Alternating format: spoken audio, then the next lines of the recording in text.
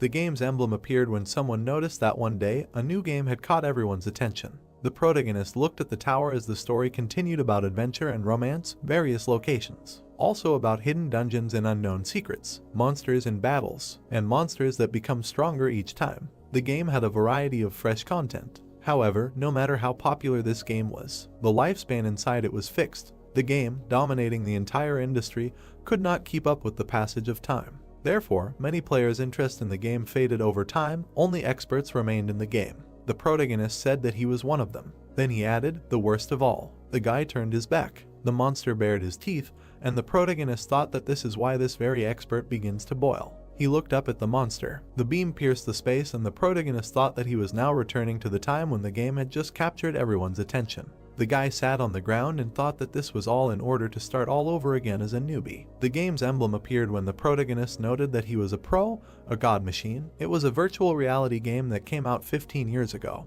He continued to say that he instantly fell in love with it and became obsessed with it. Over time, he completely surrendered to this game. The protagonist stood in front of the gate 15 years later. Suddenly, Lee Eugene clenched his fists when someone called him and asked if he went to get the enhancement stone. He doesn't have any thoughts, right? Then he thought, lousy lone shark, he will follow him even in the game. After which the brunette opened his mouth wide, put out his fists and asked when he was going to make a fortune and return all the money. They only live once, right? As the protagonist headed for the door, someone told him to stand still, not to make hasty decisions, and to calm down. A split in space occurred when the voice added, please, just once. After which a sword appeared when the stranger said to show him hope. The protagonist noted that users who have been playing the same game for a long time without changes are called experts. He was a pro who had been playing this game for 15 years, then he opened his eyes wide and thought that all he needed was to become stronger. The guy narrated that initially, he liked everything and he did not even suspect that he had spent 15 years in the game. He fought with rivals and continued the story that he was the captain of the assault squad, the master of the guild and the lord of the castle. What he earned was enough to live.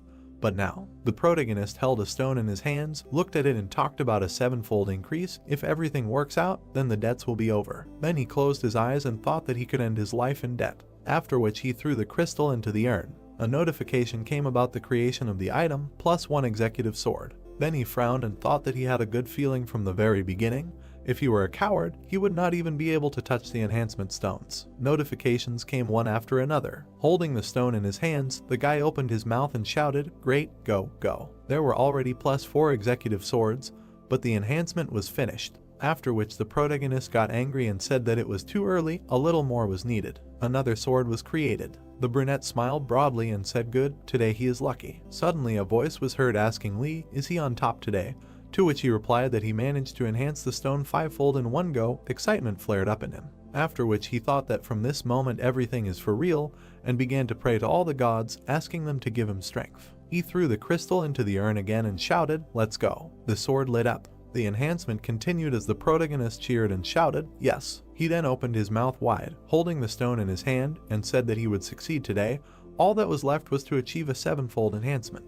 After which he threw the crystal again with a long cry, forward. The sword glowed even brighter. The 7th enhancement occurred as the guy loudly shouted hooray. Opening his eyes wide, he announced that he had managed to achieve a 7-fold enhancement in one go. The protagonist looked away questioningly, after which he smiled with fear in his eyes and thought that now he was not afraid of any borrowers. Considering how much he earned, he no longer needed to worry about debts, no. A tear rolled down his cheek as he said that this was a new beginning.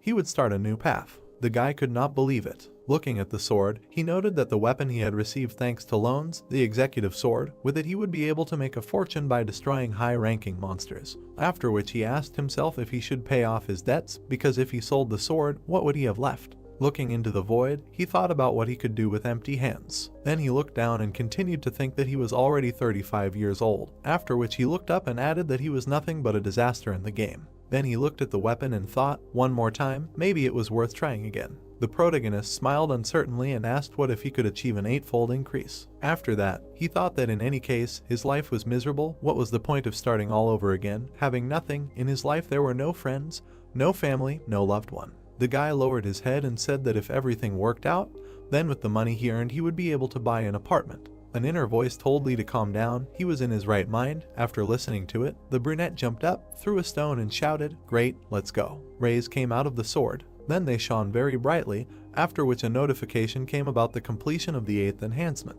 The guy's eyes were bulging out of their sockets. The protagonist began to cry, spread his arms and thought, thank the gods, they really exist. The virtual voice was delighted and asked if today was really his lucky day, to which the guy, with tears in his eyes, replied that he, too, about what kind of day it was. Then he opened his eyes and looked at the notification and the burning sword. Then he narrowed his eyes. The protagonist exhaled in relief. Then he bared his teeth, grabbed a stone and shouted, "Go," to which the voice asked if he was crazy, and he replied that he told you, a man only lives once. The voice ordered him to stop and asked what he would do if everything went wrong. After which the protagonist thought that the enhancement +9 is an extreme probability. The probability is 12/100ths of a millionth. If everything works out, then he can get money that is not comparable to an 8-fold enhancement. He would be able to afford a luxury apartment in Gangnam, and he would be able to restore his old relationships as well as make new ones. The guy continued to think about absolute luxury, a life without worries, the legendary 9-fold enhancement. The brunette gritted his teeth, frowned and thought that he would create this with his own hands today. He would become the most special. Then he felt the power and realized that no matter what he did today, this was his day. But suddenly, darkness appeared around the guy and an error occurred. The sword disappeared and a notification about the enhancement failure came. The protagonist's eyes diverged in different directions. Sweat ran down his hand when he asked why the 9th enhancement did not occur. The guy was confused and thought that apparently today is not the day when everything is possible. A voice in his head called him and said that it was time for him to go. The protagonist fell into a stupor and asked himself where to go, into a barrel filled with cement or into a chicken feed grinder. He continued the thought that a new life would await him if he could stop at 7-fold amplification, and if he stopped at 8-fold, he could buy an apartment in an elite area, and then asked what happened to him. His thought continued with the fact that if he could stop, he would start living like a human. But suddenly he interrupted his thoughts and thought that everything was wrong. He should not have done amplification from the very beginning. He punished himself by having to use private loans. He should not have started this game at all. After which he cried bitterly and said that if he could go back 15 years, he would never have come to such a life, but it was too late. Everything was pointless. Although he was an expert, he screwed up at everything. Then he caught himself thinking that his head was spinning. He began to fall and asked, "Stress hypertension." The protagonist jumped out of bed in fear. There was confusion in his eyes. He saw an IV and a badge on the bed. Then he looked ahead and asked where is he? A voice was heard saying that he had woken up. The doctor looked at Mr. Eugene and said that he was worried. The red-eyed man asked what, to which the doctor answered him, he does not remember, he was in an experimental capsule of virtual reality. The man looked at the guy and continued to say that he later came to them at the hospital because he had a seizure while going through the beta version. The brunette opened his eyes wide and thought, experimental beta version, what is he talking about? The stranger in the suit and glasses laughed and said that their company would provide him with a new capsule and a small amount of money as an apology. The capsule he used was rejected, but in any case, the incident must remain a secret. The protagonist mentally asked if this was deja vu, then looked at his watch and thought that the realization of reality was slowly coming to him. Then he smiled and asked, so only 15 minutes had passed since his arrival in the capsule. The guy narrated that when he was conscious, he was a being rejected by society, without family and friends. After which he opened his eyes wide and thought, really, he got into the past. Then the main character realized that it turned out that all these 15 years were just a dream. The city stood against the backdrop of the sunset. There was no light in the windows. The guy looked up. He was lying on the floor. There was a mirror next to him. He looked at himself and thought, smooth skin without a single wrinkle. Looking at himself, he thought that this did not at all resemble the face of a 35-year-old man who was addicted to alcohol and cigarettes. After which he frowned, and his face aged when he thought that all this was just a fantasy, and that was just a nightmare. The game emblem appeared again when the guy noted that his whole life was turned upside down because of this damn game. His younger sister said that she would do BJ and borrowed an item from him, but everything did not go according to plan. The girl was threatened with a knife when the guy kept thinking that she went into the hunting area alone and caught the eye of an enemy guild. After which she was attacked by a PK, and dropped the item when the player who kills other players picked it up and disappeared. The guy said that after, in order to somehow recoup the loss of the item, they tried hard to catch a high-level monster and sell its item. Then he remembered how they even took out a personal loan later. The protagonist said that all he knows how to do is play games. He was going to break this wall between the game and reality. He said that more than 15 years have passed since the game was released, so each time it's online was lower and lower. The ratio of 10 to 1 turned into 100 to 1. It was becoming increasingly difficult to pay off the interest, not to mention the debts. But in the end, he still bought an executive sword. He thought that he would increase its power and resell it. Then he remembered all the events and added that in the end, The protagonist stood at the mirror. He frowned and thought it really was just a dream. Then he closed his eyes, after which he opened them, clenched his teeth and shouted that this could not be. The evil guy thought that the most promising game had become useless to anyone in 15 years. All that time spent together had become his whole life. Then he looked away and said, whatever. The protagonist looked at the capsule and said that he needed to play once, after which the game emblem appeared. The protagonist was falling into the portal. Suddenly a notification came from the machine god that she welcomed him. Dragons were flying in the multicolored sky. A bright beam appeared on it. The guy landed on a rock, looked at the tower and said that all this was not a dream, after which he thought that everything remained the same as it was 15 years ago. However, he walked up the stairs, looked at the columns and said that he didn't know how far he could see into the future. What if it was a completely different game? The protagonist frowned, thought about the inventory.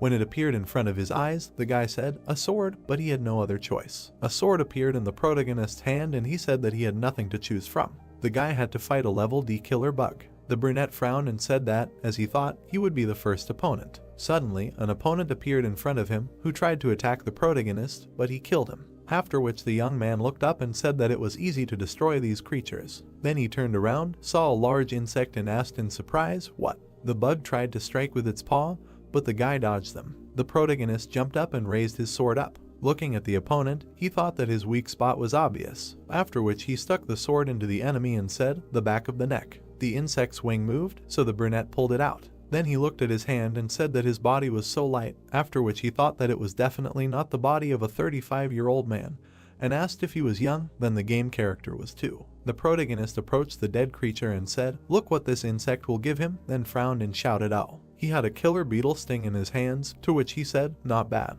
The guy stood up and said, good. Then he smiled and said that he would do everything from memory, after which he noted that he really went back 15 years. The brunette realized that he was given one last chance. At first he was going to have fun, but in the end everything went in the opposite direction. However, this time everything will be different.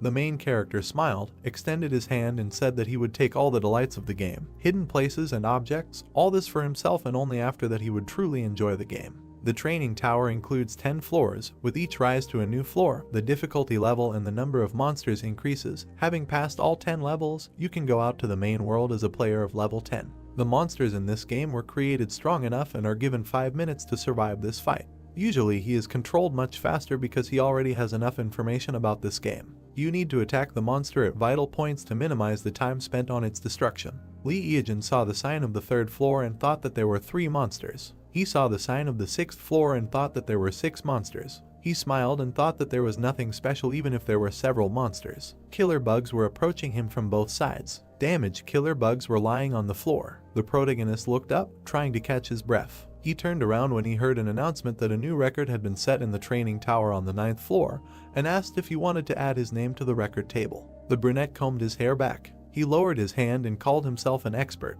He looked straight ahead and heard that the username had been registered, and that it was possible to select a difficulty level on the 10th floor. He turned around and thought in bewilderment that he did not remember this before. He remembered that before they simply called the rank, the next mission, there were not many hidden privileges with hidden items in the training tower. Lee Eejin stared thoughtfully at the notification and said that, apparently, these privileges were available to those who managed to break the world record. A C rank boss is 10 times stronger than a D rank boss, and a C+ boss is 1,000 times stronger than a D rank boss. A person in his right mind would never increase the difficulty level too much. The boss was raised to level C+. The protagonist threw his hands on his hips and thought that he had become almost a pro, and people like him could fight a plus and S rank monsters in the future. He ran up the stairs asking why he should be surprised by things like C+ rank monsters. He smiled as he went up. Darkness appeared and people began to discuss the protagonist.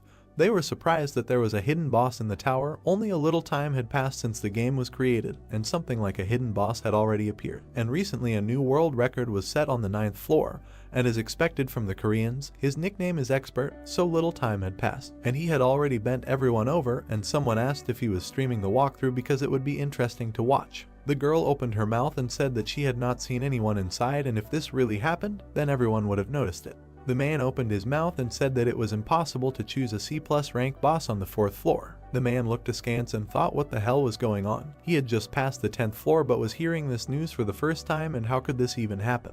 All the players from the newbie village knew each other well. His identity would be revealed one day, and once he appeared, the scouts would take over. The monster was holding an axe in his hands. Then he struck. The guy struck the monster in the eye and said that he knew about the attack pattern and wondered if it would work. Once he got used to the weapon, he would not be able to take damage at all. Lee Eejin struck one after another and said that with his strength, he would be able to defeat the Skeleton King. The brunette swung the sword and then said, "The tasteless power of power," and then asked if this is what people who pass high levels feel. Then he threw me on his shoulder and said that now he can defeat him. The Skeleton King was sitting on the ground defeated. The guy got chest protection and he said that for an expert it was nothing. Protection appeared on his legs. He said that he could get excellent items. He put his hands in front of him and said that it was time to leave the training tower. The protagonist put his hands on his belt and said that in this game items are much more important than statistics, and now that he has C+ rank armor, maybe he should enjoy a tasty morsel. He ran away saying that before leaving this place he needed to check something. The guy started crawling on the floor trying to feel something with his hands. Then he ran over a tile with a picture and shouted that he found it. He clicked on this tile because he heard about this information in an interview with top-ranked players. If you successfully clear the 10th floor of the training tower in the shortest time, you can open another floor. The 11th floor opening notification sounded and a huge gate appeared in front of the guy. The protagonist looked at it and said that he hadn't gone through it himself, but he was curious. It was the highest difficulty level among all the hidden quests. He kicked and said, "Go ahead." Then he smiled slyly, but then something flew into his head. He lay on the ground in bewilderment. A huge fist hit him next to him. He tried to dodge. Lee Eejin started running and said that he had gone back 15 years and therefore all he could do was attack C+ rank monsters, and he didn't understand how this monster could just jump out. There was an explosion. The guy fell from the blast wave. He opened his eyes wide and said something like, "Making fun of me, and how could he possibly defeat him?" A huge monster stood in front of him. It was a dragon prison advisor. The protagonist looked at him in amazement and said that the monster in training was S rank, but did not finish and suggested that maybe it was created by mistake and that the world slapped him again. The advisor swung his fist. It flew over the protagonist's head. The monster hit the ground and the guy flew off. The executioner of the dragon prison, belonging to the dragon family, makes this monster one of the few dominant ones on the entire continent. It officially became part of the game only 10 years after its appearance. Then the players gathered in alliances and went on a campaign against dragon-like monsters, and unlike his obese physique, he was very fast and difficult to defeat, so the players were instantly defeated. The fist landed right next to Lee Eejin. He opened his mouth and furiously asked what mecha he should defeat him with. But the monster struck again, and the guy flew off. He curled upside down. But in flight, he turned over and landed on his feet. He looked at the bridges and noticed that something was wrong. The advisor growled loudly. The protagonist looked at him in confusion, and then he smiled and said that this is it. The guy saw the bracelets on his arms and thought that his strength was being restrained by these things, and he had them all over his body. Apparently that was why he couldn't move quickly. On his back there were the same spikes as the bracelets,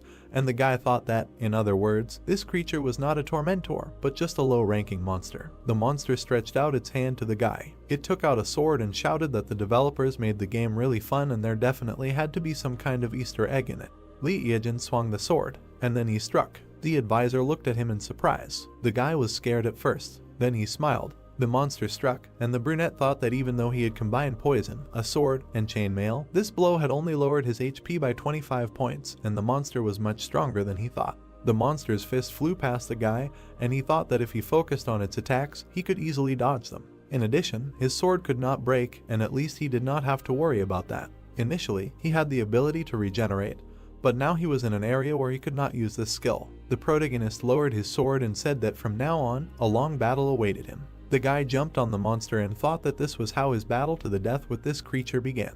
The ability to regenerate S-rank monsters is beyond dreams, but since this skill does not work in this zone, everything went differently and he will have to fight with it for several days. Now the regeneration ability does not work on him either, and if he touches him even once, he is dead. So the most important thing for him now is concentration and speed. If he stops concentrating, he will be thrown out of the game, and if his physical abilities fall, the same thing will happen, exit the game. He does not pay attention to anyone and does not expect anything.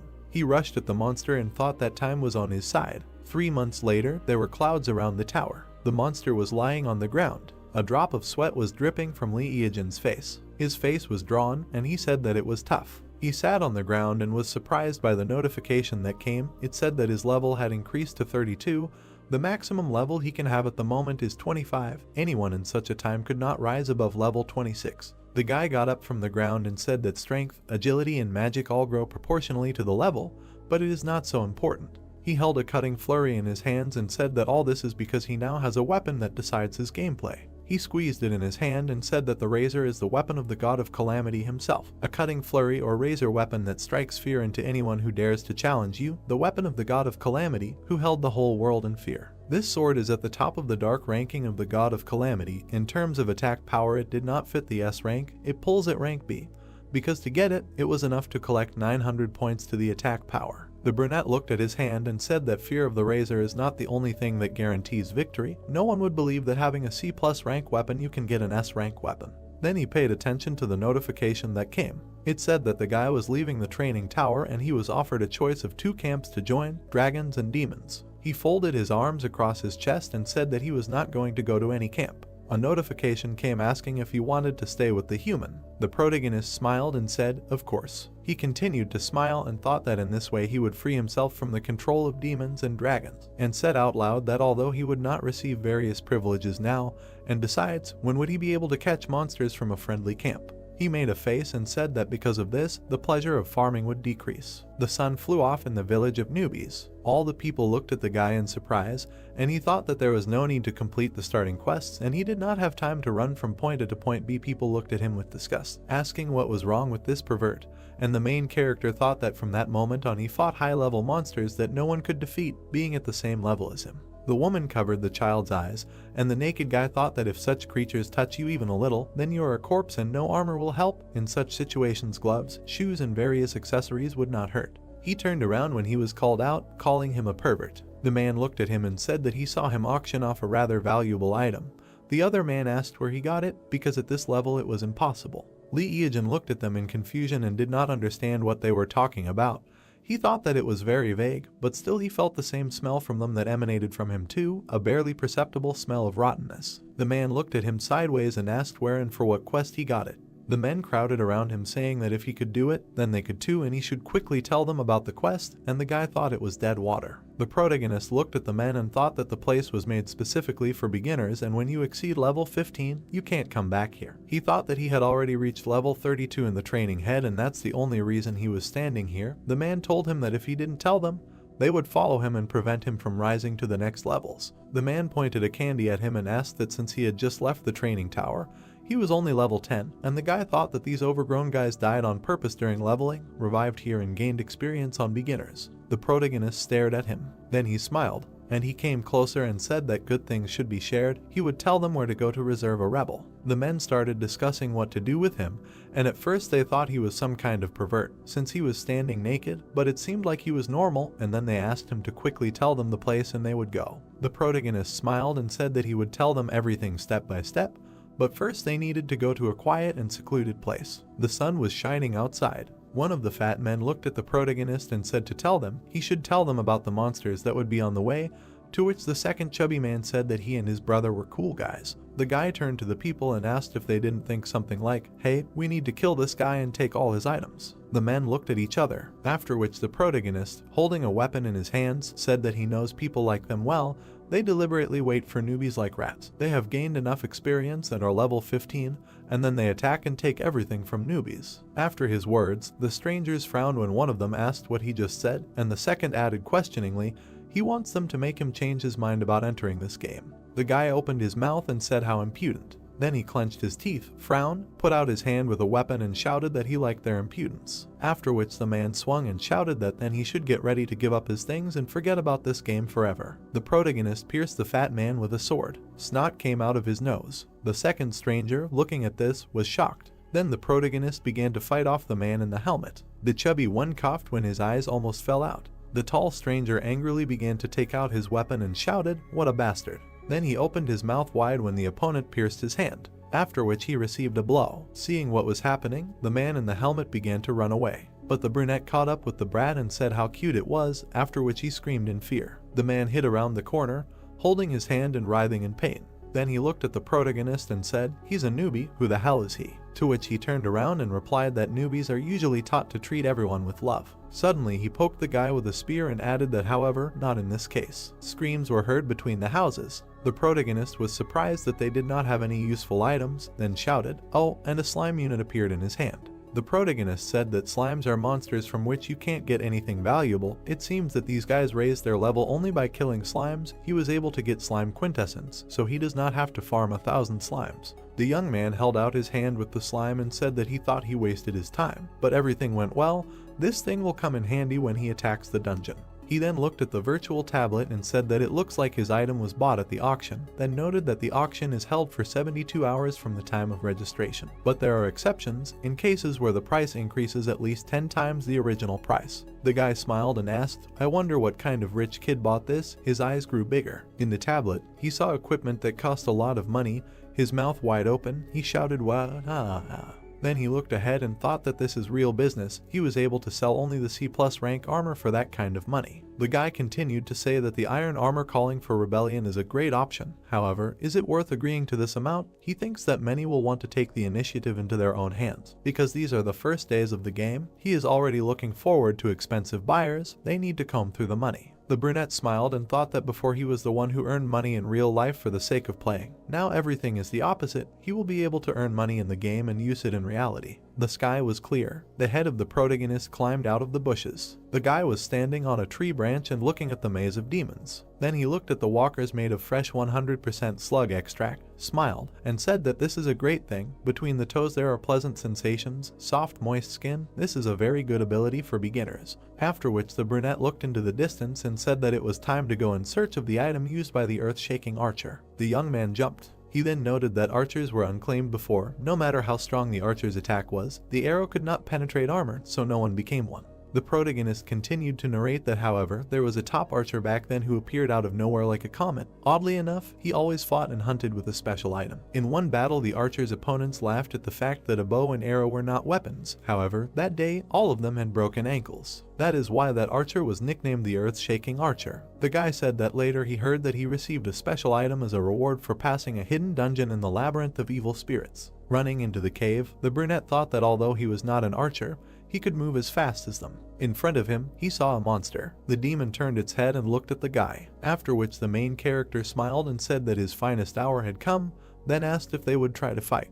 The demon's eyes bulged. The red-eyed man made a dash. Suddenly, he was surprised when there were a lot of monsters. The guy opened his eyes wide and shouted that there were many more of them than he thought. But he still went into battle. One of the opponents began to attack. The young man swung the tip. Then he gritted his teeth, looking at the enemies. The brunette thought that, as expected, they were slow. If anything, he could escape from them. However, an item that accelerated movement was a priority. He saw a door in front of him and said that this was it. Then he jumped up and kicked it. Something was falling above him. A metal wall fell near him. Suddenly the floor broke and the main character began to fall. While he was flying, he said that this was great. He could find any way out of this labyrinth. It was not even more difficult than walking around his house. It was dark. The guy saw a monster in front of him. A danger notice came. It said that the dungeon boss was here. The protagonist was scared. The boss was preparing for a crushing attack. His footsteps were causing the floor to crumble. The monster was very big. Looking at its red eyes, the young man said that as he thought, if he was wearing armor,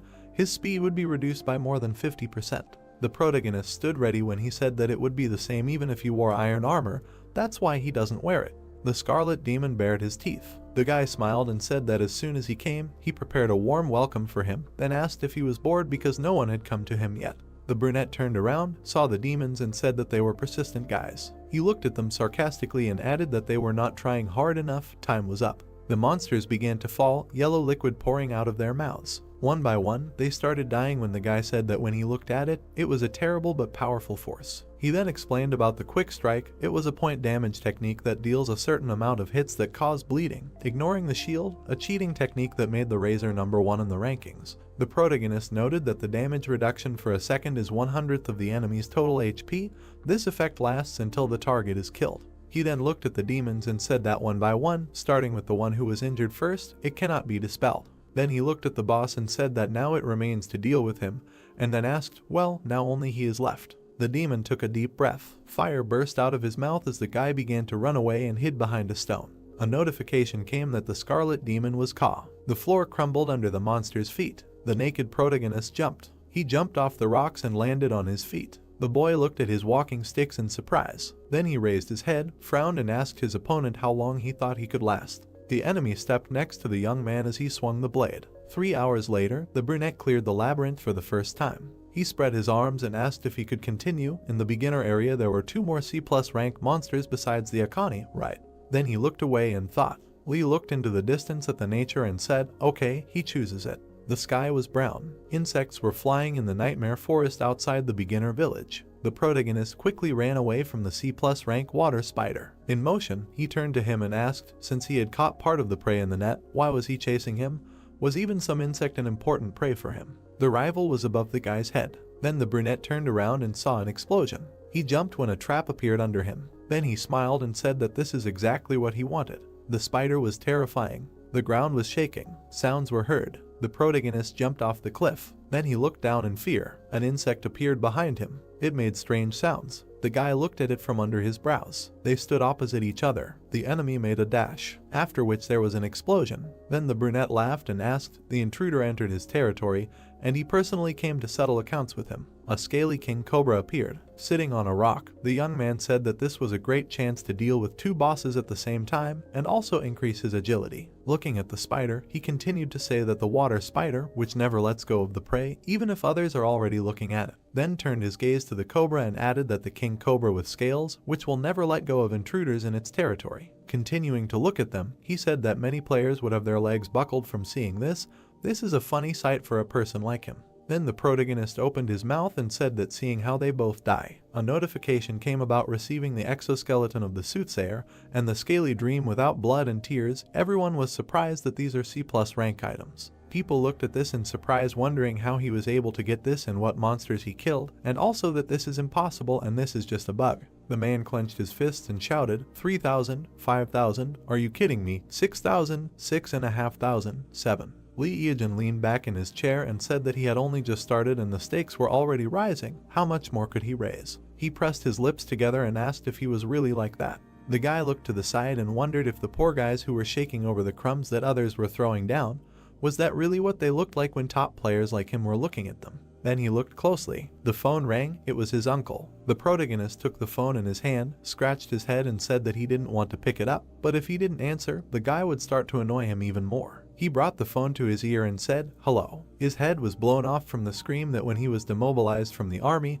he should have stopped by to see him. The guy awkwardly looked away and said that he was just busy here and there. The uncle started yelling at him, asking what he was busy with. The uncle, sitting on the floor, started yelling that after demobilization, he probably did nothing but play with toys. The guy closed his eyes and thought that the uncle was right, and he said that there was a memorial service soon and he should come the day before it. The man continued yelling into the phone that Lee Eajin was already a man and it was time for him to grow up. The guy took the phone away from his ear, and the uncle continued yelling that it was time for him to start earning a living and he should look at his cousins. They all went to prestigious universities. The brunette said that it was as if he himself earned his living, and did not raise him on his parents' inheritance, which he eventually took for himself. He sighed with relief. The protagonist laughed and said that he was a top player and raised the bar. The light on the stream was blinking and he said that he had a long way to go. The protagonist leaned back in his chair. Then he looked seriously and said that there was nothing more to do in the beginner's area and it was time for a real game. He looked at the capsule and his uncle was indignant that he was not listening to him at all. Merciless desert, Zone B, abandoned ruins of an ancient civilization. Lee Eajin looked through binoculars and said that if all his calculations were correct, then it should be somewhere around here. Since the player cannot enter this dungeon alone in the usual way, he will use a trick that only he knows. He looked at the camel and apologized to it, after which he killed it. The camel's bloody body lay on the sand. The protagonist smiled and said that he was there. Explosions began to occur in the sand. The guy looked at all this, saying that he was glad to see him after a long time. A huge sandworm towered over him. The worm opened its mouth. It looked up and said that he had successfully caught it and then ran. And he began to run away from the monster. While running, he turned back and said that he would not be able to catch it if it came back. It had thick skin and no matter how much he hit, he would not be able to cause damage. The worm screamed and crawled after him. The guy grinned, saying that he could not defeat it unless he lured it out of its habitat. He saw the pyramid and said that therefore there was no need to think about anything and just run to the goal. The protagonist was rapidly approaching the pyramid. He ran up the pyramid. There was a roar, and the brunette disappeared from sight. He looked inside the passage. Then he smiled. He stepped inside the tunnel and said that this was great and he was able to overcome the path. He went in there and was surprised. These were abandoned ruins of an ancient civilization, the 7th floor underground. The protagonist looked into the tunnel and decided that this was the place where the sandworm came from. He ran there and said that thanks to the sandworm he was able to get there easily. If he could meet the boss there, it would be great. He looked at the door. He was surprised and thought that the door to the boss room was open and there was already someone there. A conversation was heard from there. The brunette's eyes widened in surprise. The girl looked at the protagonist and said that there really was a person who could get to this place. The guy also looked at him and asked if all his comrades were buried. They both stared at him silently. Lee Eajin looked at them in surprise, and then he frowned and thought that it was Yu Da-hyu. Nuna looked at him and said that it was a coincidence and asked if he wanted to join the raid. They had been waiting here for several days for the last remaining boss. The protagonist wondered what this woman was doing here. He remembered how she asked to take her to the boss, how she was going to stream the walkthrough and asked to borrow a knife, and how she apologized for faking like a fool, and how she offered to borrow money. The guy moved closer and asked if he was interested. Lee Eajin rolled his eyes and thought that he had gone back 15 years and these people still didn't know him. Yu Da-hyu winked and said that he and his sister had died here twice already trying to kill the boss. It was problematic for two people.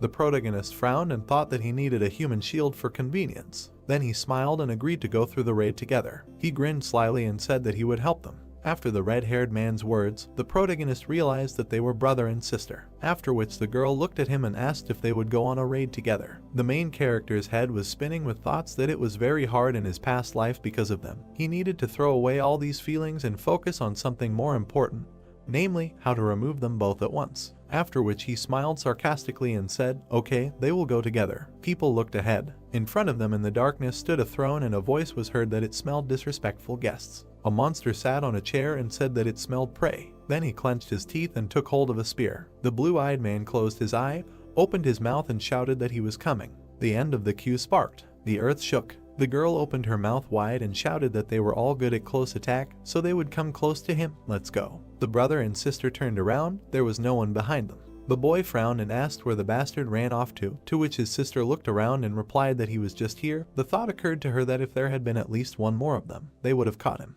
The girl got angry, frowned, and thought that she should use this idiot as a shield. The red-haired ones looked forward in surprise, screaming. Looking at the door handle, one of them asked what it was. Nuna opened her mouth wide, stretched out her hand and shouted that the handle was broken. This bastard, he was up to something. Then she clenched her teeth. The brother looked at her when she clenched her fists and said that nothing could be done. There was only one thing left. The boy narrowed his eyes and replied that he understood her. If they caught this monster, they would officially become pioneers. The unnamed B-rank queen rose up with a spear in her hands. The brother stepped forward and shouted that he was attacking. The monster swung as the boy raised his shield in front of him. The opponent struck. His weapon glowed. Then he used magic. Yu Chang defended himself with all his might. Suddenly, the monster's weapon and the boy's shield collided. The young man, gritting his teeth, shouted to his sister, "Forward!" The blue-eyed girl dashed forward with knives in her hands. Then she jumped up and swung at the enemy. A scream was heard, first with the spear, after which the brother opened his mouth wide and screamed. He made a strike with his weapon. The red-haired girl turned around, opened her mouth and said that he had low HP, so a few hits would be enough. In response, the guy said that he understood. They would go like this and headed towards the opponent with a shield. Someone's voice was heard that the connection was really a worthwhile thing. The protagonist, peeping at what was happening through the crack, asked, "Are they now level 30 tanks, right?" Then said that if you skillfully use the tank's ability, then there will not be a single monster that could not be defeated. After which he frowned and continued, "But there is something to be afraid of in the Nameless Queen." The monster's eyes glowed green. He dealt many blows to the guy. Gritting his teeth, the young man shouted that her attacks had changed, and the speed had increased sharply. They would not be able to avoid all the attacks. The queen dealt a blow, after which there was an explosion. The fragments flew apart when the guy, closing his eyes, screamed. His sister tried to attack her rival. Then she opened her eyes wide and said, "Damn, they have already gotten used to her previous attack style. Now it will not be easy to dodge her blows and her speed." Suddenly the enemy appeared in front of the girl when she closed her eyes and said that it was too late. There was an explosion when the lady opened her eyes. The monster was lying on the ground, blood was flying around him. The protagonist was striking and saying, "Checkmate." The blue-eyed girl opened her eyes wide, stared at the protagonist and asked him. Then her gaze became angry and she continued, "He appeared at the very last moment." Her brother, gritting his teeth, shouted in rage that this coward was sitting in ambush the whole time. They could not get out of here because he broke the door handle. Throwing his sword over his shoulder, the guy replied that thanks to him they defeated the boss, and after all, it was he who saved their lives. Suddenly, a notification came that the nameless queen was successfully defeated, and there was another female player in their group. They were able to discover a hidden quest of forgotten ancient ruins. The heroes asked in surprise, "Female player, hidden quest, what kind of nonsense?" The red-haired ones turned around when the guy said that this bastard ran away again. The guy frowned and asked, "Doesn't she think it's weird? Why didn't their level go up? And why didn't anything drop? They weren't done yet." A voice was heard calling the girl. She grabbed her head when the voice said, "Her body." The monster, lying on the ground, whispered that she must give it to him. The heroine, holding her head, screamed loudly. Suddenly, her face turned black. Smoke swirled around her. Then her eyes turned yellow and she laughed. Standing with the monster's spear in her hands, she shouted, "Scum! They must kneel before her." Her brother was shocked. The protagonist turned his head and said that in order to enter this dungeon, more than 2 people were needed, and at least one of them had to be a girl. That was the reason. A question appeared inside Yu. What was going on? She was controlling her body. The brother looked at his sister questioningly. He received a notification that his partner's soul had been taken over by a monster, the new name of the queen Yu. The girl was told to forget her previous connections. Now she was the mistress of this dungeon. The blue-eyed girl's eyes widened and she thought that she couldn't believe her eyes. Why did they make such conditions for entering here? The red-haired man looked at her, cowering, and thought, all monsters are so crazy. The protagonist turned his head and said that in order to enter this dungeon, more than 2 people were needed, and at least one of them had to be a girl. That was the reason. Then he looked away and thought that in order to attack alone, he thought of cheating with these 2, but everything did not go according to plan. The guy looked ahead in surprise when an explosion occurred. The yellow-eyed girl stood in front of him, saying that she was the queen of Rhodesia, an ancient state that was destroyed during the war between dragons and demons. Then she opened her mouth wide and shouted that today she will revive Rhodesia. They are wild beasts. The real heroine was apologizing to her brother in her thoughts, and thought that her punishment is much more serious than his. Well, at least she will be able to find out what the reward is for this raid. Looking at the notification, she was surprised. It's strange why it hasn't appeared yet. The protagonist began to undress. Then the blue-eyed girl looked at him and shouted, "That's right, that pervert, the raid is not over yet." The naked protagonist raised his weapon and asked, "Well then, they will begin." The 2 personalities of the girl screamed that he was a dirty creature and a fucking psychopath. Then the heroine used force with a spear. The guy swung back. Then he smiled and said that she missed. The queen got angry and bared her teeth. Sparks flew. The brunette rushed from side to side. The girl struck again. The protagonist dodged him too. The yellow-eyed girl looked at him in surprise and asked what. Then she became furious, raised her hands and screamed that he was a fucking rat. She launched force around herself. Then the heroine looked down and asked what he was doing.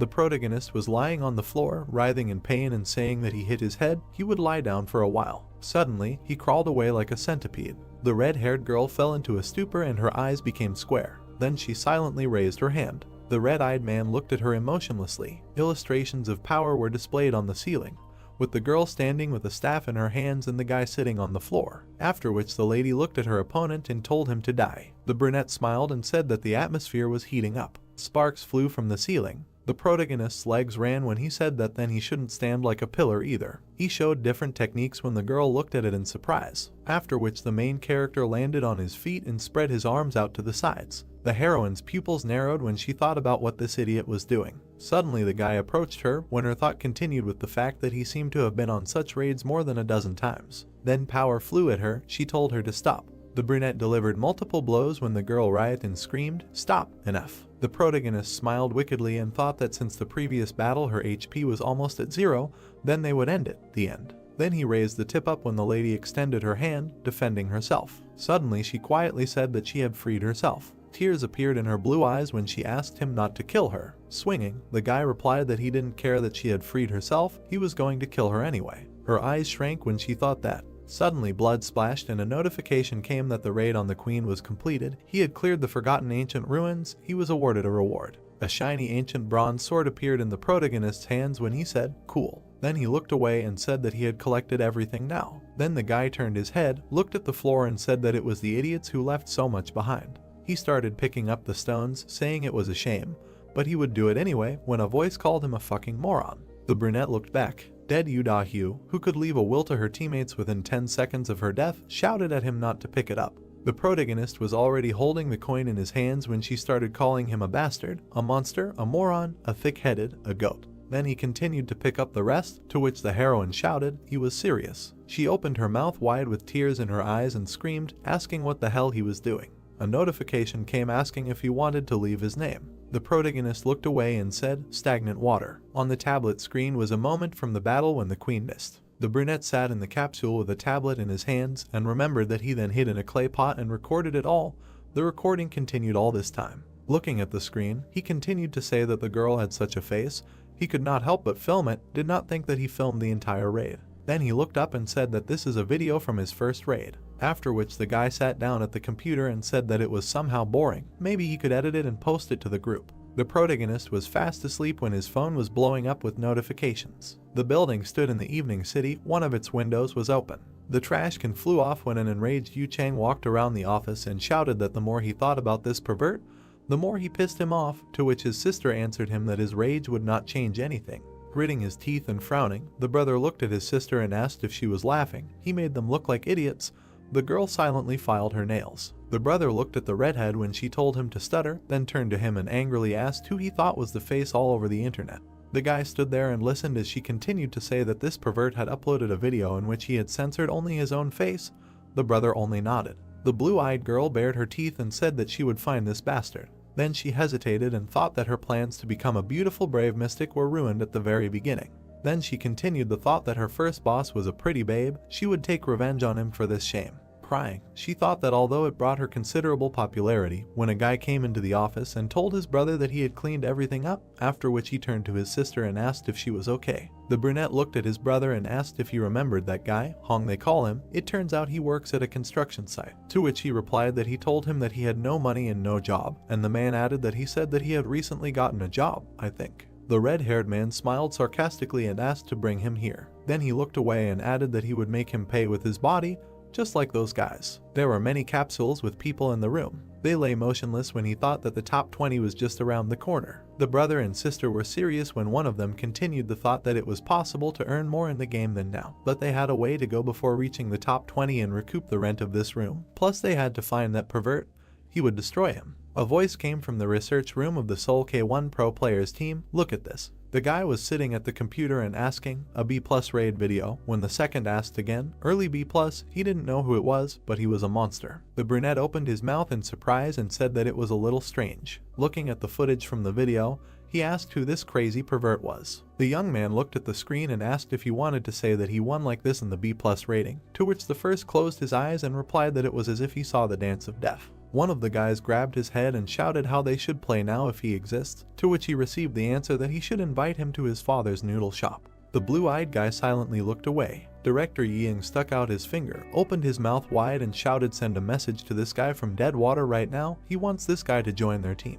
The man, looking at the main one, asked what salary to offer him, to which he replied that it was not negotiable, give him whatever he demands, to which the first one asked, one message would be enough. The director got furious and shouted that he was stupid. He was sure that at the moment he had been sent 1,000 messages if they sent him just a message. They were already out of luck if the Chinese took him away because of their slowness. The brunette was making a call at that time. Then the employee said that he received a response from Deadwater. It said that the hero agreed. The blonde silently looked at the phone. The brunette stood with his arms folded across his chest, wondering what those monstrous movements were, when a voice came from behind him. Oh, director, we need to call a medic. Scrolling through the moments from the video in his head, the blue-eyed man thought, unbelievable, it looks like he's raided the boss 100 times, he's sure. Then he looked ahead and continued thinking that this guy was a step. No, he was several steps ahead of him. His hands tensed. It was on a floating island of unknown rank. An incomprehensible creature appeared. The protagonist was fighting a C-rank sewage snake.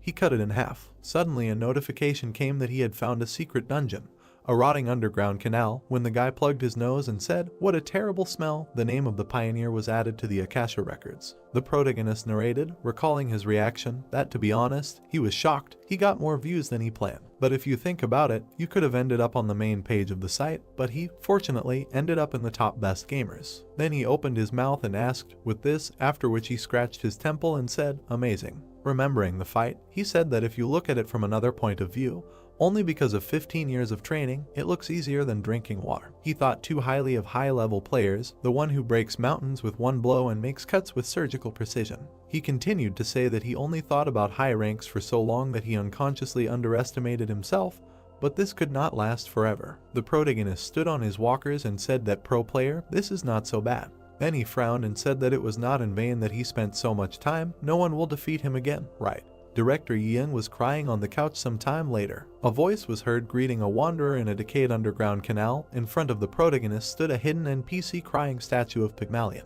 The voice asked the guy to fulfill one of its requests. Then the statue began to cry as the voice continued to say that if he fulfilled its request, it could take all the gold that was hidden behind it.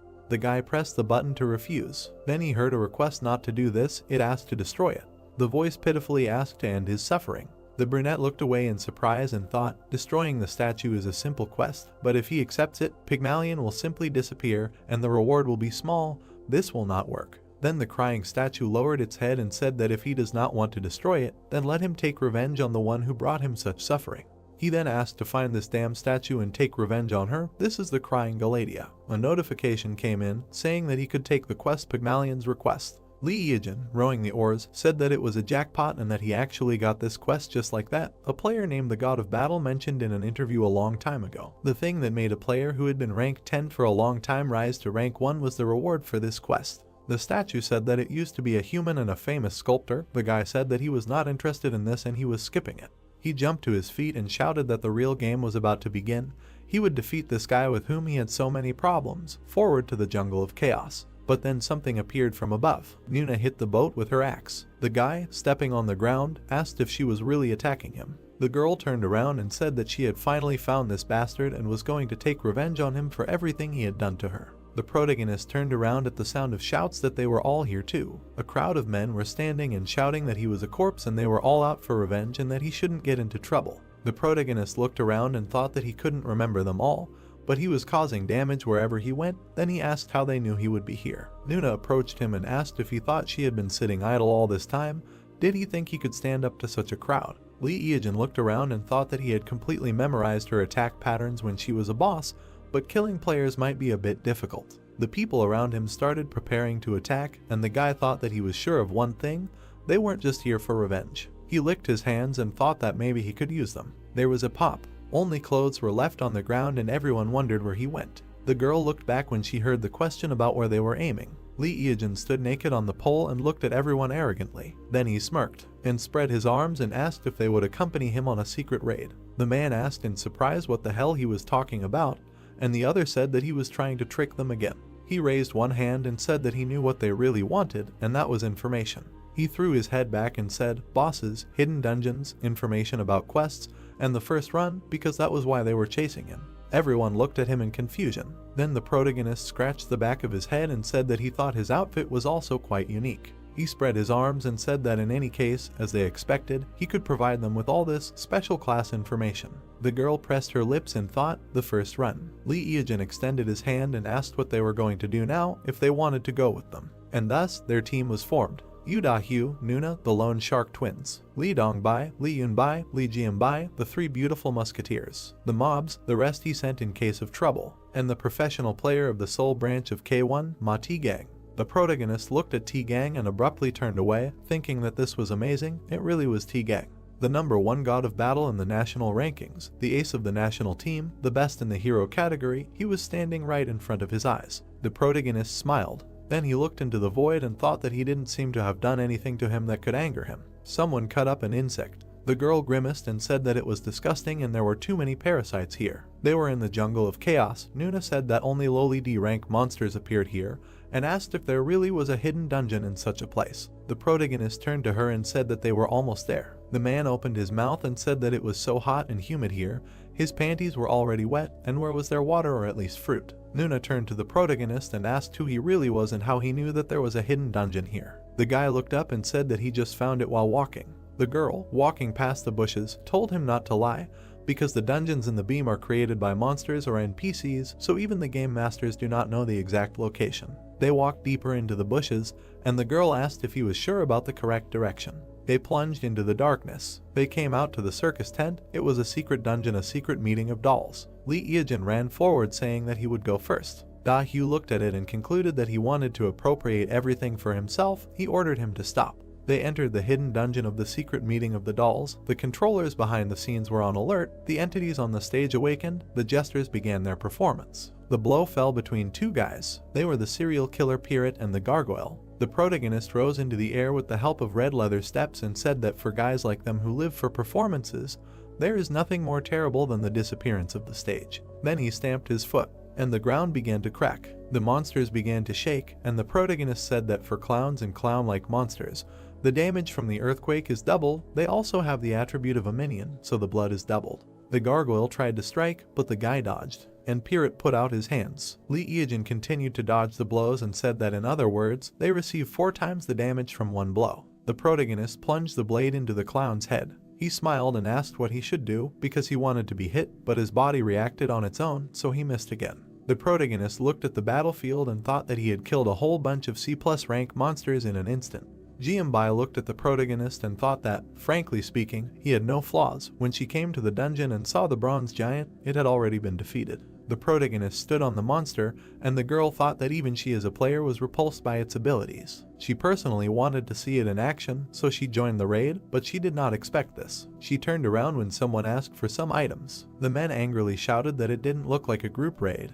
He just killed all the monsters by himself. They wanted the rewards too. Everything should be equal in a team. Eojin turned around when he heard this. The girl looked at them and thought that this sucked. Da-hyu grimaced and wondered why they were whining. Tegan rolled over and thought that after all, he had no reason to be on his side and why they were probably even right. Tiek pointed his finger at the main character and said that he hoped that he didn't want to grab all these things for himself. The guy replied that he would give them to him. The man's eyes widened when he heard this. Eojin smiled and said that they could split everything equally between them. He was a team after all. The man grimaced. Then he rubbed his nose and said that he was better than they thought, and the guy replied that since they were a team, they should be honest with each other. Da-hyu looked at them and thought they were idiots. She bit Booga and thought that it was impossible and he couldn't be that kind. He definitely had skeletons in his closet and he was definitely trying to use them. The man came up behind the main character and told him to open the door to the next floor. The girl thought that he was now acting like a simpleton. The door opened. There were many columns in the room. In the center there was a statue of a girl who covered her face with her hands. They found themselves in a secret meeting of dolls too. Everyone began to walk around the statue, saying that they didn't think it would be so spacious, and from a distance the statue looked like a piece of cloth. Everyone scattered around the hall and began to study it, saying that it looked like a room with a boss. They wondered what kind of chairs these were. The hall began to fill with smoke. The controllers behind the curtains began to express their anger. The man looked back and asked where the boss was. A headless man appeared behind him. He fell to the floor. Everyone looked at it in surprise and did not understand what happened. And now the second person died and fell. No one understood what happened. The girl opened her mouth and said with surprise that it was her doing. She aged to a statue and said that this was not an ordinary statue. Blood was wrapped around her hands, and someone shouted that it was a monster and they did not understand how it moved and was already standing in another place. Everyone stared at the statue. The protagonist smiled and thought that, as he expected, Tegan quickly understood everything. This boss cannot be defeated for 5 years, since he was found. It was a statue of a crying Galantia. It was invented based on the Weeping Angels from the Doctor Who series. The girl swung her sword and said that the statue was a monster. They were parodied many times, especially in Dem, and after it was upgraded, it began to look damn scary. The girl struck, after which she looked in surprise. Dongbai was about to hit with her staff and asked to move away. Then she hit it and the statue burst into flames. The girl pressed her lips together in disappointment and said that it was unsolvable. Yunbai frowned and asked how they could defeat it. Tegang frowned and wondered when the boss would attack. Da-hyu turned around and said that it seemed like their attacks wouldn't work until the boss moved and asked if anyone had seen her move. Everyone stood tense and the girl said that she didn't know when she would move, but they definitely wouldn't be able to block the attack and they needed to calculate the time to attack. The man raised one eyebrow and asked how they could make her move. Everyone stared ahead silently. Then they turned their heads towards the sound. Eojin was standing there wearing a cloak and smiling. Chang opened his mouth and shouted what he was going to do, and anyway, he was the one who dragged them here. The door was locked, they couldn't get out. Then they asked if he had a plan.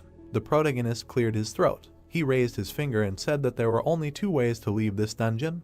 The first was death. The guy raised his second finger and said that the second was to defeat the crying Galathea. The girl opened her mouth and shouted that if they could, they would have won already. How are they going to defeat her if they couldn't see her attacks? The protagonist chuckled and asked when he said that they would defeat her. The girl asked again in surprise, to which the protagonist showed his middle finger. He continued to stand there and he said that he would destroy her himself. Da-hyu looked furious. The man clenched his hand into a fist and asked why he brought them here at all. Da-hyu was surprised when she heard that they were useful. The protagonist smiled sweetly. Then Lute closed his mouth and said that they should give him all the money. Everyone looked at him in surprise and Da-hyu asked what the hell he was talking about. The protagonist folded his arms and said if they hadn't sat on the belt, so she should pay, he would defeat the crying Galatea, so they should provide the payment for survival. Chang clenched his fist and said that it was his fault that they were stuck here, to which the guy in response asked who made them come here. They only came here because of their impudence, they should hurry up and pay. He was sure that they did not want to play a staring contest with a monster that was too tough for them.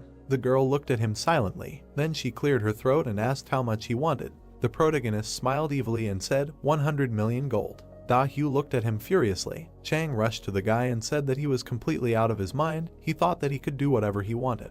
The brunette cowered in fear and said that he was very scared. But then Chang's head was torn off. Da-hyu closed her eyes and thought that this idiot should have calculated the situation, and the guy told her that now she had to pay double. Then she opened her eyes and wondered why she had to pay for her brother, to which she replied that they were one family. A dagger appeared near the protagonist's face. The girl looked at him intently and said that he shouldn't play with her, she could just share the punishment with the others and finish him off here. How could she even believe that he would keep his promise? Then he grinned and said that if she didn't believe him, she could make a deposit. The DEM deposit system allows you to deposit the promised amount into a third-party account until the transaction is completed satisfactorily. In other words, it is a security deposit. If the payer is not satisfied with the recipient of the payment, the money is returned to him. The third-party account to which the deposit is received does not belong to anyone, it is protected by an absolute rule. The girl remained silent. BSU stared at them in surprise. The boy glanced at everything and continued to say that she could take the reward for defeating crying Galatea. He moved his hand to the side and said that he did not claim it. Everyone stared at him and thought that crying Galatea seemed to be a B+ rank boss. Also due to the advantage of being the first in the world to defeat her, the reward should not be less than B+ rank. T-Gang stared at him. Everyone stood silently. Out of all the items in the market, the current highest rank is C+. This is crazy. If they can get it, they will be one step ahead of everyone else. The girl gritted her teeth and put it that she can't fall for this. Why would he refuse a B+ rank item? It means he has something better. Iojin stared silently. When a player is in a team, he has the right to distribute the reward from defeating the boss. Also, if you upload a raid video, you can expect to get views or even ad revenue. If you leave the raid halfway, the video is automatically deleted. You cannot refuse it. The girl began to slowly put away the dagger. Then the protagonist raised his finger and said that this is the right choice.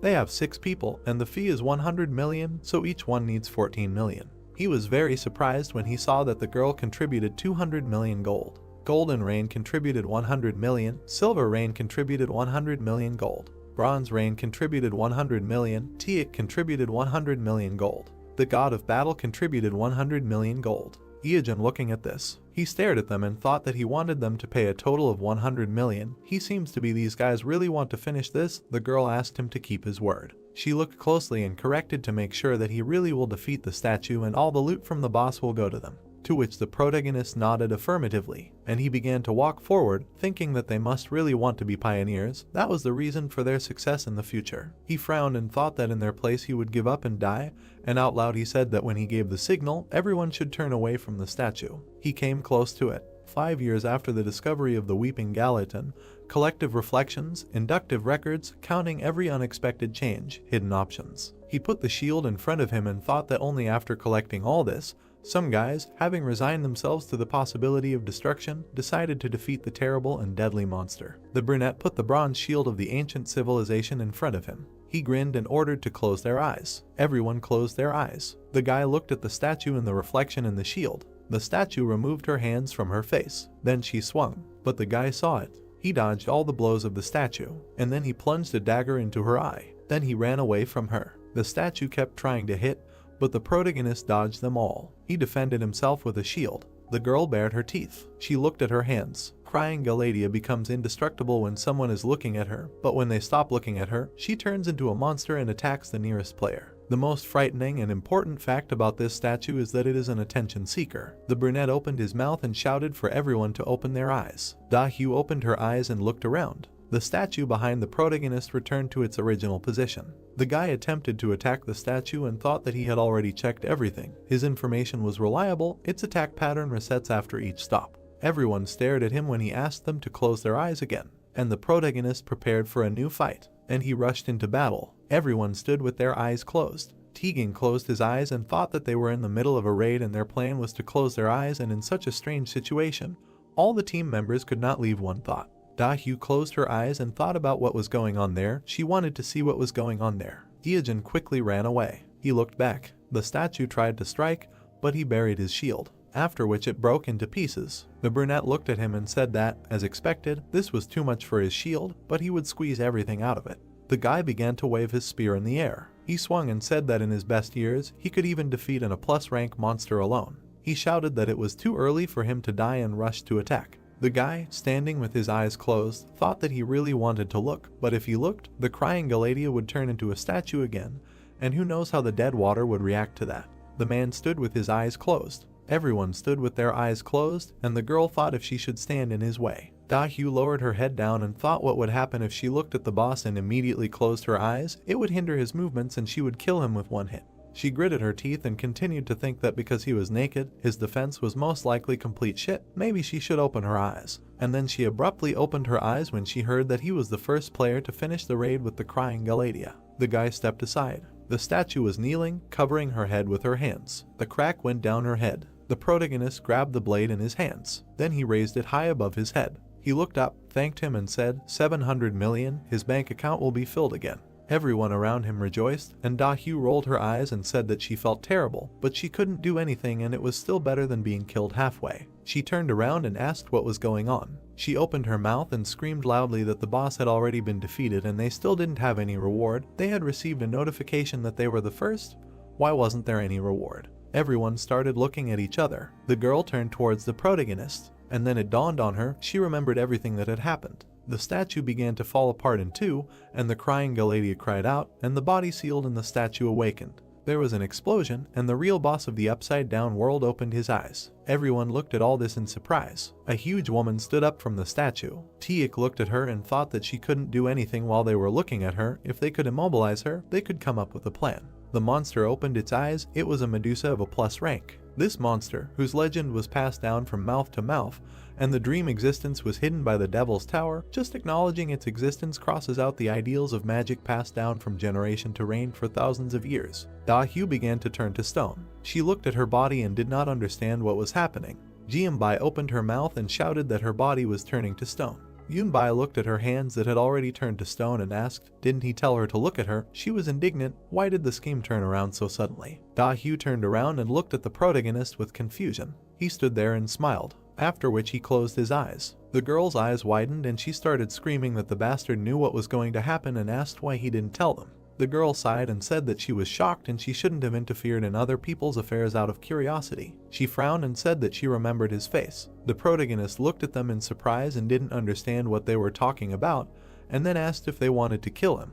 Absolutely all of the bodies completely turned to stone, and the guy said that in this day and age, information and experience are as important as money. The information and experience gained during these days are well worth the money, so for them it was a good deal. They even learned the location of a hidden dungeon. The guy narrowed his eyes and said that knowing the location wouldn't help them get through it. A jellyfish appeared behind him, and the guy wondered if he should play with it. Hyejin smirked and thought that after awakening, Medusa does not move for about 30 seconds. Since her specialty is burning mana, you cannot look her in the eyes. He clenched the blade in his hands and thought that even knowing all the patterns of her attacks, now he has a great chance while he has a bronze shield. He clenched the shield in his hand. After that, he looked forward. At that moment, a roar was heard. One of the columns cracked. The protagonist jumped to the side. He looked at it in surprise. Then he opened his mouth and said in surprise that this was simply impossible. The man hit his knee. Tegan rose from under the rubble and hung in the air. He stared at the protagonist. He looked at him and did not understand how he could stay alive. Then he smirked and assumed that this guy realized what was happening and also closed his eyes. Tegan opened his mouth and said about dead water. Then he put his hand in front of him and offered to fight. The guy stood in a confident pose. The hero thought, Tegan, how did he stay alive? The brown-haired man's gaze was determined. With a surprised look, Hyejin thought that this guy realized what was happening and also closed his eyes. In the haze, he thought about what it meant. The guy's cheeks turned red as he recalled the images of what had happened, thinking that while everyone was absorbed in greed, surprise, or fear because of the new boss, he was the only one who was openly watching him. The brown-haired man pursed his lips. A swift movement. A fist flew past the brunette's face. A mark from the blow remained on his cheek. Hyejin managed to dodge a new attack. His gaze was surprised. Tegan hit with his knee. Iijin held the shield. The opponents stopped opposite each other. The hero grinned, thinking that he needed to calm down. He just needed to use the increase in movement speed. The brown-haired man stood with his arms bent, and then he quickly rushed into the attack. He repeatedly hit the shield. Cracks appeared on it. Looking at the shield in surprise, the brunette thought that it was about to collapse. He had to dodge the kick. The guy in the cloak jumped back. He thought with a frown that he relied on one of the red leather feet options. How could he become so cool after playing for such a short time? Standing nearby, Iijin thought that he could easily go solo raid a C+ mob now, and he really was a monster. Clenching his fist, Tegan said that as he thought, he was not that strong in a one-on-one fight. He could not withstand his attacks with such bad equipment. He would finish him off. The brunette held a knife in his hand, and then he smiled. In the haze, his words appeared that he thought so. Smiling, the hero said that he was wearing top-notch loot. His eyes widened in amazement. He saw a glove with a round stone and thought it was a wanderer's glove. The boy stood in a confident pose, while the hero thought that he was wearing smooth stone armor, a victory helmet and cheater's shoes. He had expensive loot, but lacked experience. His gloved hand was clenched into a fist. Iijin thought that he was a big fan of the god of battle Tegan. The brown-haired man raised his hand. The hero thought that when he defeated countless strong opponents, rose to #1 in Korea, he was even more excited than others. Iijin remembered how he cried in front of the monitor, and thought about how much he cheered for him and called him his mentor. Although he was even older, the attack style of the god of battle was firmly stuck in his head. He chuckled, thinking that a series of strikes that he repeated over and over again. With a wide smile, the boy asked, how can he forget this? The hero dodged the bright attacks of the enemy. Tegan frowned, thinking that it was impossible. He was avoiding his attack as if they had fought 100 times before. It felt like he was fighting a huge fly. The guy with red eyes was getting closer. Iijin smiled slyly, and the opponent thought, what kind of unnerving smile? Was he enjoying the fight? He gritted his teeth. Striking with his fist, he asked, who is he? A knife approached Tegan's throat. He waved his hands, closing himself. The brunette thought with a smile that he had a fragile chin. Squeezing the weapon, he thought that the fatal flaw that made Tegan, a former boxer, retire. Because of this, he is very sensitive when he attacks him in the chin. The brown-haired man's gaze became amazed. He sweated, realizing that his HP was falling. Touching his stomach, Tegan asked, what is he doing? Approaching, the guy with the knife said that they will see each other. He looked ahead attentively. Tegan smiled. His fist collided with the shield. Glancing at it, Iijin thought that he knew that he needed this bronze shield to fight the crying Galatea. The shield shattered into pieces, and the brown-haired man said that he would not die. There was no more shield. He lost. He would get this bronze shield faster and kill Medusa himself. With a slight smile, he said that no one could defeat the monsters that he had not defeated. The hero looked at him silently. The guy confidently clenched his fist, and Iijin thought that it resembled the spirit of the mountain, as expected of a hero from another era. Continuing to watch, he thought that it was admirable, and said what to do now. He knows that he can defeat her with his eyes closed, right? The brown-haired man standing opposite asked in surprise. He saw the boy turn around indignantly and asked what nonsense. How could he defeat a rank monster with his eyes closed? The brunette held up 2 fingers and said that there was no time to explain, just watch the video later when it came out. He imagined the figure of a woman with red eyes. Tegan frowned, thinking that he must be joking.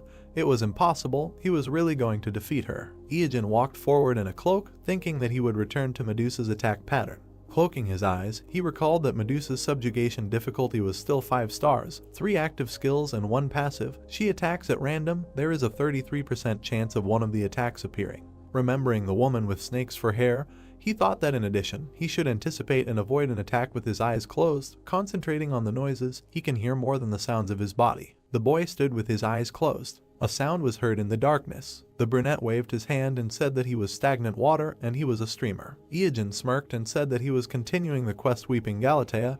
He would challenge Medusa. He remembered the blow to his shield and said that under normal circumstances he would have used it. The shield shattered into pieces, and the guy explained that due to his companion's betrayal, the shield was destroyed, but it was nothing, and should he fight with his eyes closed, he had good hearing, so everything should work. There were red symbols around the woman. The hero explained that she had 3 active skills and 1 passive. Ice flows rose up. The first hellish frost. Ice spikes sprouted from the floor. Since he could not see, he needed to listen carefully. Flames rose up. The second wave of hellish flames. The guy remembered how he dodged it and explained that it was burning and spread in a large fire. Of course, if he could not see, he needed to listen carefully. The hero was surrounded by smoke. He said that after dodging these 2 random attacks, He remembered walking with his eyes closed and told him to crawl along the floor to make a physical attack. Since his eyes were closed, he needed to remember where exactly Medusa was. The opponent's eyes were glowing red. Iajin said it was time for the third active skill. A huge black snake appeared from the portal. He said it was the summoning of Jormungandr. Holding a knife, the guy explained that if they were afraid that they would see its size and their fighting spirit would be broken, then they should not worry, it was just a summon. This guy's attack pattern was very simple. The tail moved quickly. The hero said it was a tail strike from top to right. The snake moved along the ground. The guy continued, writhing his body from bottom to right. The cloak flew up from the attack. The hero continued, a headbutt and again repeat, until they can't see, let them dodge. Poking the snake with his weapon, Iajin explained that since it can resist magic, physical attacks are its weak point. To defeat it, one must be focused and attack continuously. Sparks flew. The snake's head fell to the ground. Medusa appeared next to the boy who had his eyes closed, who said that after avoiding the endless hellfire and frost, an enraged woman would approach him. He imagined her waving her arms, turning him into stone, and explained that she would try to use her passive skill, mana burning. Raising his thumb, Iajin said that this meant that her HP was almost depleted. Now should he fight her? He remembered holding the shield and said that he was originally going to use the bronze shield to finish her off, but it was not the one. Also okay, as always, there is an alternative. The hero clutched a shiny weapon, a bronze sword of an ancient civilization, made by an ancient method. It is too old, the attack power is almost gone, very shiny and perfectly reflects the owner's face. Introducing a figure with a staff, the hero said that they must be thinking, why this? Let me explain something. The bronze blade obtained after defeating the nameless queen harbored the queen's great dislike for the demons and dragons that destroyed her country. Therefore, the item he obtained from her has a distinctive ability against dragons. The damage inflicted will be increased by 100 times. Raising a finger, Iajin said, they can ask what the connection is between Medusa and the feature sharpened for the dragon race. It is easy. Pointing his finger upward, the brunette explained that the monster is classified as a dragon-like. Snakes and dragons, although they seem different, but the methods of dealing with them are similar.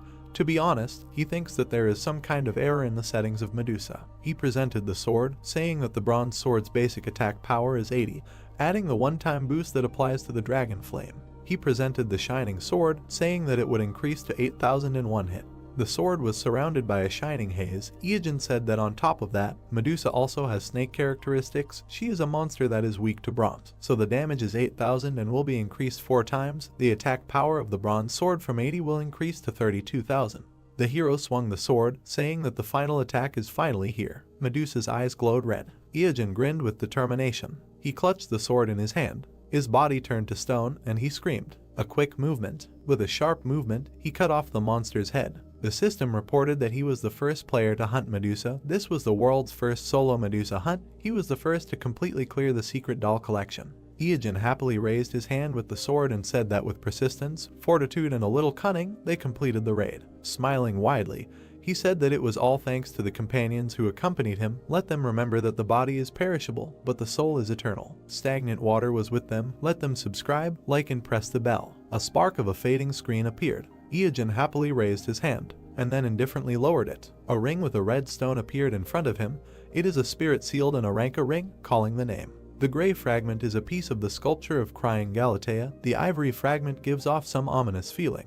Iajin crossed his arms and said that there is no need to show them the rewards.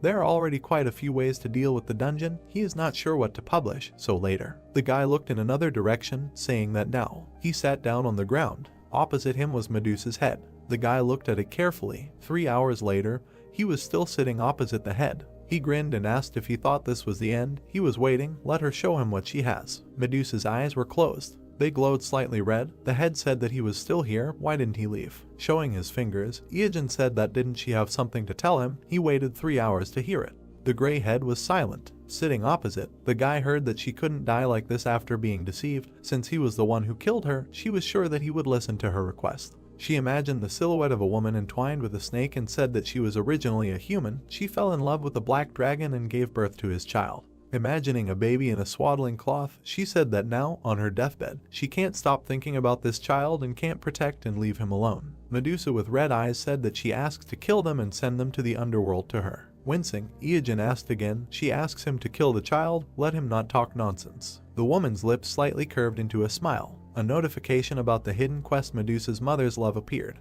The system said that the task is to kill the child, the reward is unknown, and offered to accept or decline. Smiling, the brunette said that in any case, he finally got it, another secret quest with a sequel. He imagined a blue monster and thought it was a bronze golem.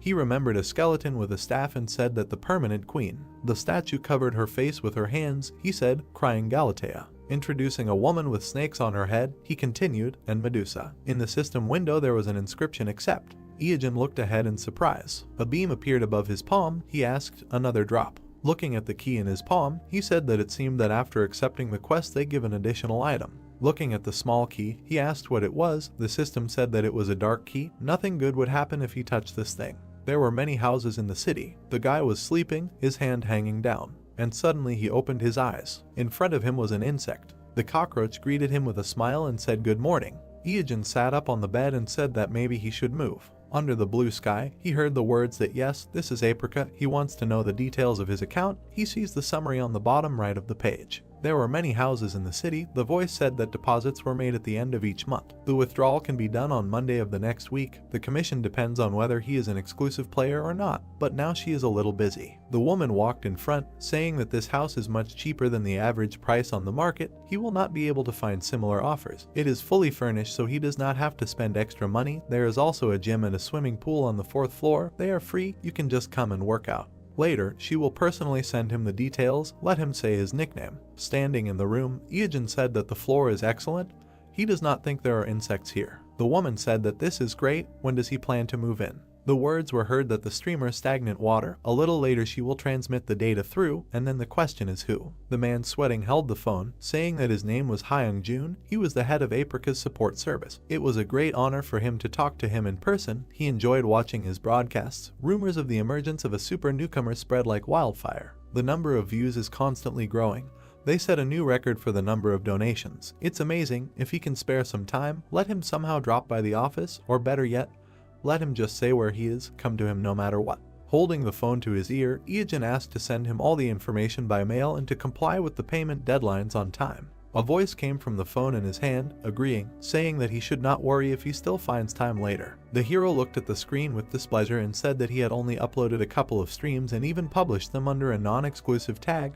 They were already acting like this. He was sure they wanted to appropriate the rights to his streams or offer him a partnership or something like that. They thought he didn't understand that they would leave him with nothing.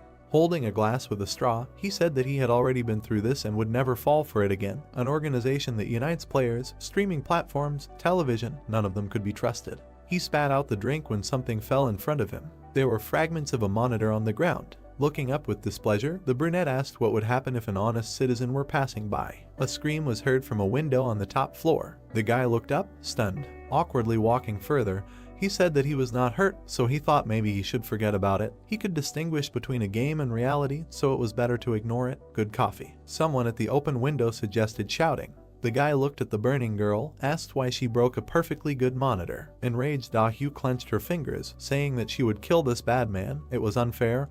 He had deceived them, but the views on this guy's video continued to grow. There was a tab with videos open on the screen. She asked if he was winding them up. How did a paid video end up on top in the trending tab? She was curious, so she paid too. Chang closed his eyes, hearing that he had gained popularity thanks to Medusa, which they were all hunting for. Covering her eyes with her palm, the girl said that she was so angry that she felt like her head was burning.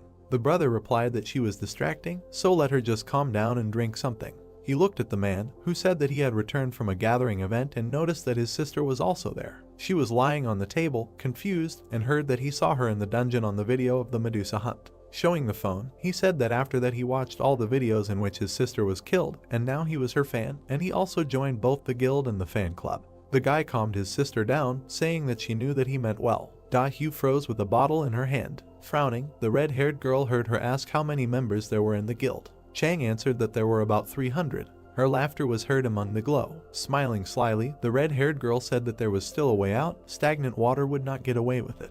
Her eye was glowing blue. The body of a monster was lying on the ground. A green body was also lying nearby. Words were heard that this was strange. The snake lay with its mouth open. The hero said it was a king cobra with sharp scales. Walking past the bodies, Iajin said, the horned lizard and the camel lechiel, all strong C+ rank monsters.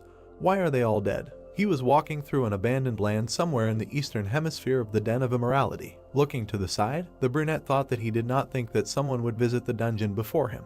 Jumping down, he thought, who came here first? Iajin landed near the blue monster. The blue Oni turned to him. Grinning, Iajin said, what a surprise, he is so huge, I bet no one will get close to him. The hero was surprised when the monster attacked. Dust rose around. Looking at the monster, the hero said that he was lucky, he has business with him. The blue giant swung his leg. With a smile, Iajin said about the earthquake. Raising his foot in a red boot, he said that he would see how it goes. A bright flash rose. Clouds of smoke flew away. The guy in the cloak attacked. About 3 hours later, the monster's head fell to the ground. Looking ahead, Iajin thought, a squad was here. No, it looks like one person worked. Besides, arrows were stuck in the monster's body. In the legs as well, the hero realized that he was an archer. In the rapid movement, the guy thought that some archer was trying to make a solo raid. It can't be. The guy in the cloak stood among the rubble. A blinding flash appeared ahead. The hero covered himself with his hand, and then looked away in shock. Hiding, he drank a potion, saying that all he had was this pair of stone slabs and potions. He was naked and completely unprotected. He almost died in the stupidest way. The monster lowered his huge hand. He had white teeth. Sticking out his tongue, the guy thought that it must be. He had never fought him before, but this is Gorgon. Ahead was a horned one-eyed monster. The hero thought that this monster had everything balanced. Strength, speed, endurance. He also had special abilities. He can even use mana burning. Looking from behind cover, he said that in general, he is not an ordinary guy. This is a top-level opponent at the moment. A long-haired guy appeared ahead. The hero thought, who is this? There was a blue scarf around the guy's neck. He held a crossbow in his hand. The brunette's eyes became surprised. Sparks appeared near the stones. A trace remained from a quick jump. Iajin looked ahead in surprise. Having jumped, the player shot at the monster. It raised its head up. The long-haired guy confidently held the crossbow, and then, looking to the side, he exhaled. Iajin smiled, thinking that this was Drake, a professional player who is at the top of not only the official rating. The guy shot at the one-eyed monster. Having mastered the non-standard type of character archer, he became the undisputed #1 in the rating, and many players recognized him as #1 in the world. A paw flew near the fair-haired man, so he received the nickname 1 in 7 billion. A blade appeared in his hand. He became so popular in Korea that he even received a cute nickname Drakey. The paw reached for the guy. One day he suddenly disappeared from the game, but no one knew why he left. Drake looked with yellow eyes. He is a real mystery. This made him famous as a legend.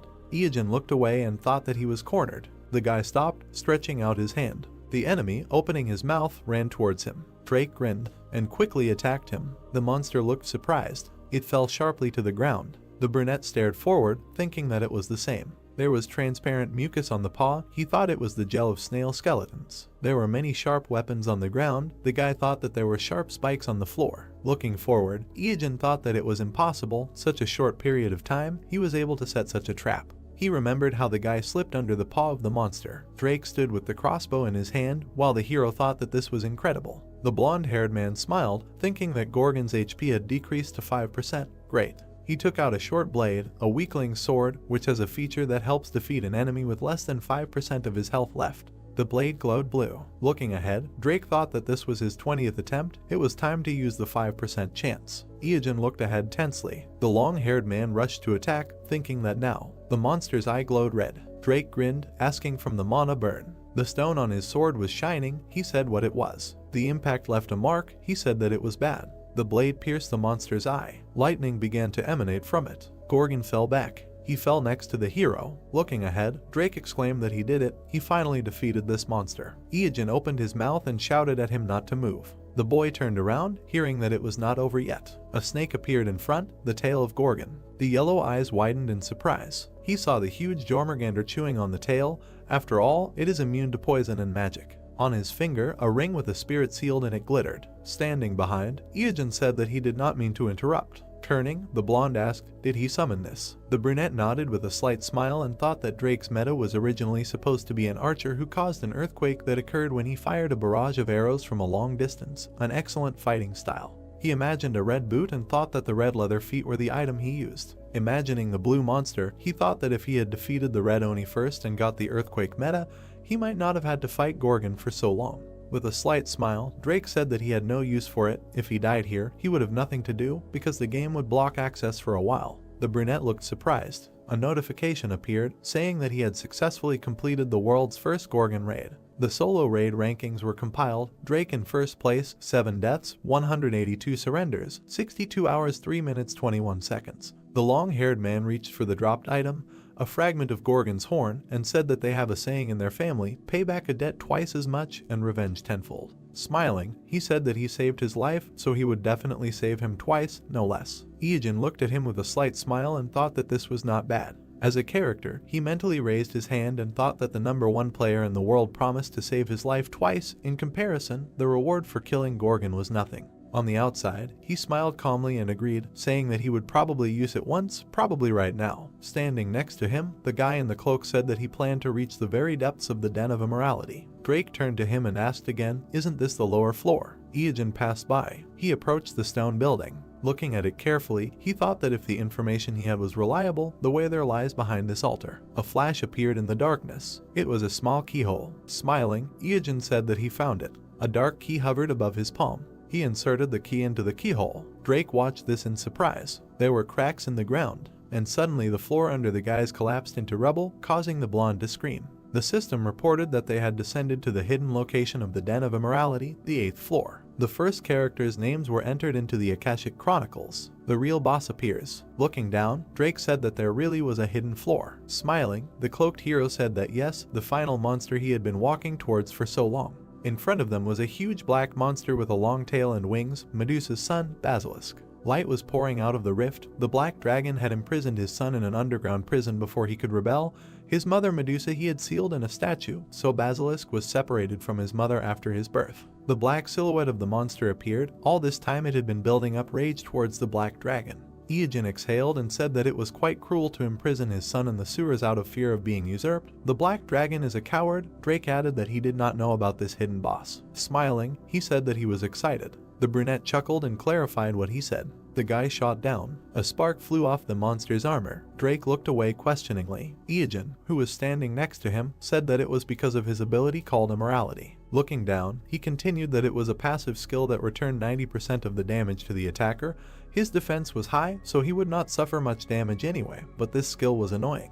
A fire ignited in the monster's mouth. Iijin clenched his teeth, saying that he was about to exhale. Flames burst out of the monster's mouth under a cry to dodge. The hero ran away in fear. Sparks flew around the boss's head. Looking there, Drake said that it was a strong poison. He could take damage from a simple impact. He turned around, hearing that the hero would go first. Iijin resolutely jumped into the pit. The confused brown-haired man said that the entire 8th floor was flooded with this poison. There was no room to stand. Looking ahead in surprise, he asked what he was planning.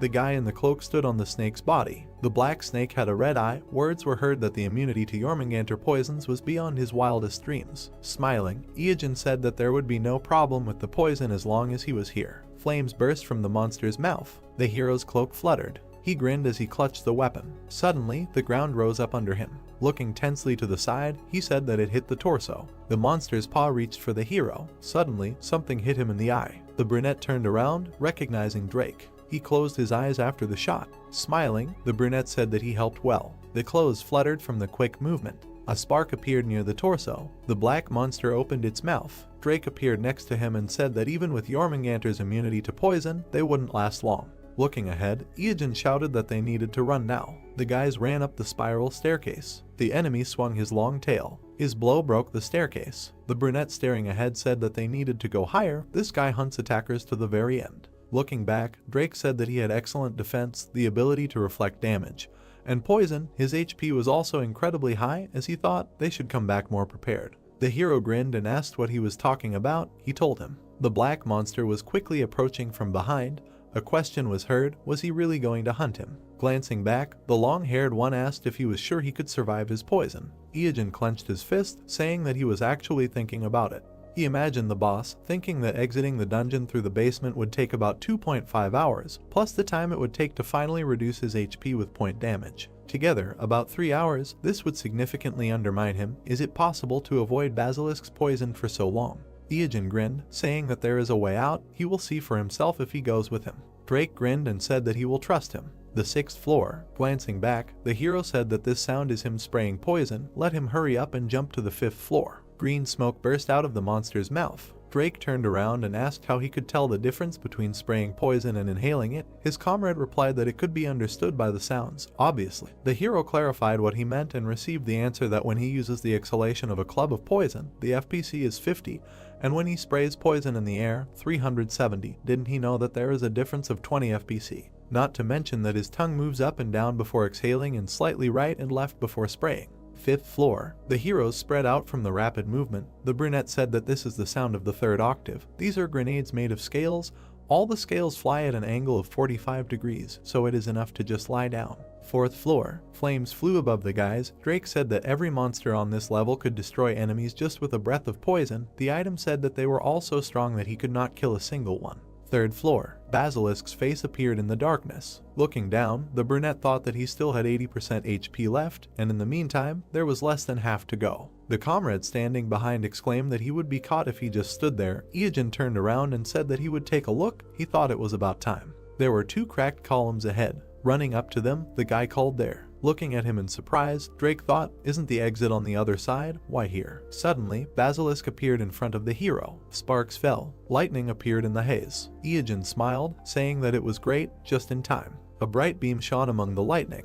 It crashed into the ground between the opponents. The monster clenched its fangs. He smiled and said that thanks to it, he could buy some time. Standing behind the blue monster, the guy exclaimed like a Pokemon that he chose it. Drake was shocked, turned around to the guy who shouted forward Blue Oni. The blue monster rushed at Basilisk. A reddish haze in the darkness. Blue flashes appeared. Red and blue zigzags merged. The system reported that the fusion of items was complete. Blue Oni stood in front of the monster. Smoke surrounded its muzzle. Drake looked at the brunette in surprise and asked if he had really thought this through, to which he received the answer that of course, fortunately, they arrived just in time for the Blue Oni to regenerate.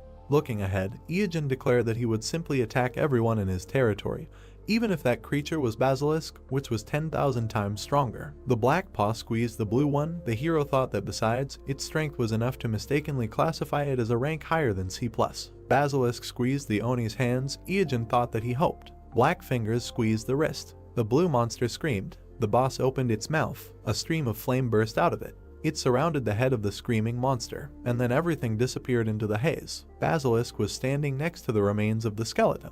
Iojin quickly ran forward, saying that great, he bought them 10 seconds. The heroes ran up the stairs. The guy thought that Basilisk's HP was now 50%. They had fallen significantly. Turning back, he thought it was worth a try. The monster was smashing the steps. The 1st floor. The guys stopped in front of the huge boss. Drake said that Basilisk was still alive and kicking. It was a shame that they did everything they could. His comrade giggled and asked what he was talking about.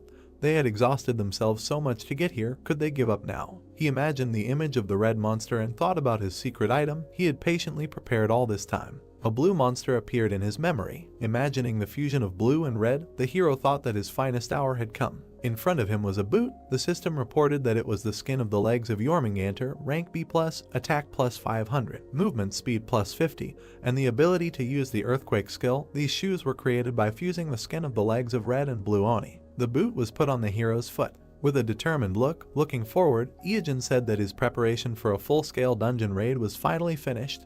Everything was going according to plan. He raised his foot, shouting for him to taste the most devastating area of effect attack that monster's capabilities could offer. The eye on the boot glowed. A scream was heard. It was showtime. Rock debris flew up. There was blue smoke in front of Basilisk. Then he fell into the abyss. The monster fell along with the debris. Looking down, Drake made a surprised sound. Standing next to the rift, he said that this was a terrifying force. The monster's body disappeared into a bright haze. The hero explained that the Den of Immorality is essentially a deep hole between each floor. A lot of space. Basilisk fell from the 1st floor to the 2nd. Wouldn't that cause a huge decrease in HP? The impact caused many cracks. The guy continued that during the fall, his immorality feature would reflect damage to everything around him. Looking down, the brunette continued that the floors were already weakened due to Basilisk's rampage, and his poison was everywhere. Now all this still affects the attack, so while the floor under him will collapse, this is behind the floor. The puzzle monster fell among the rubble.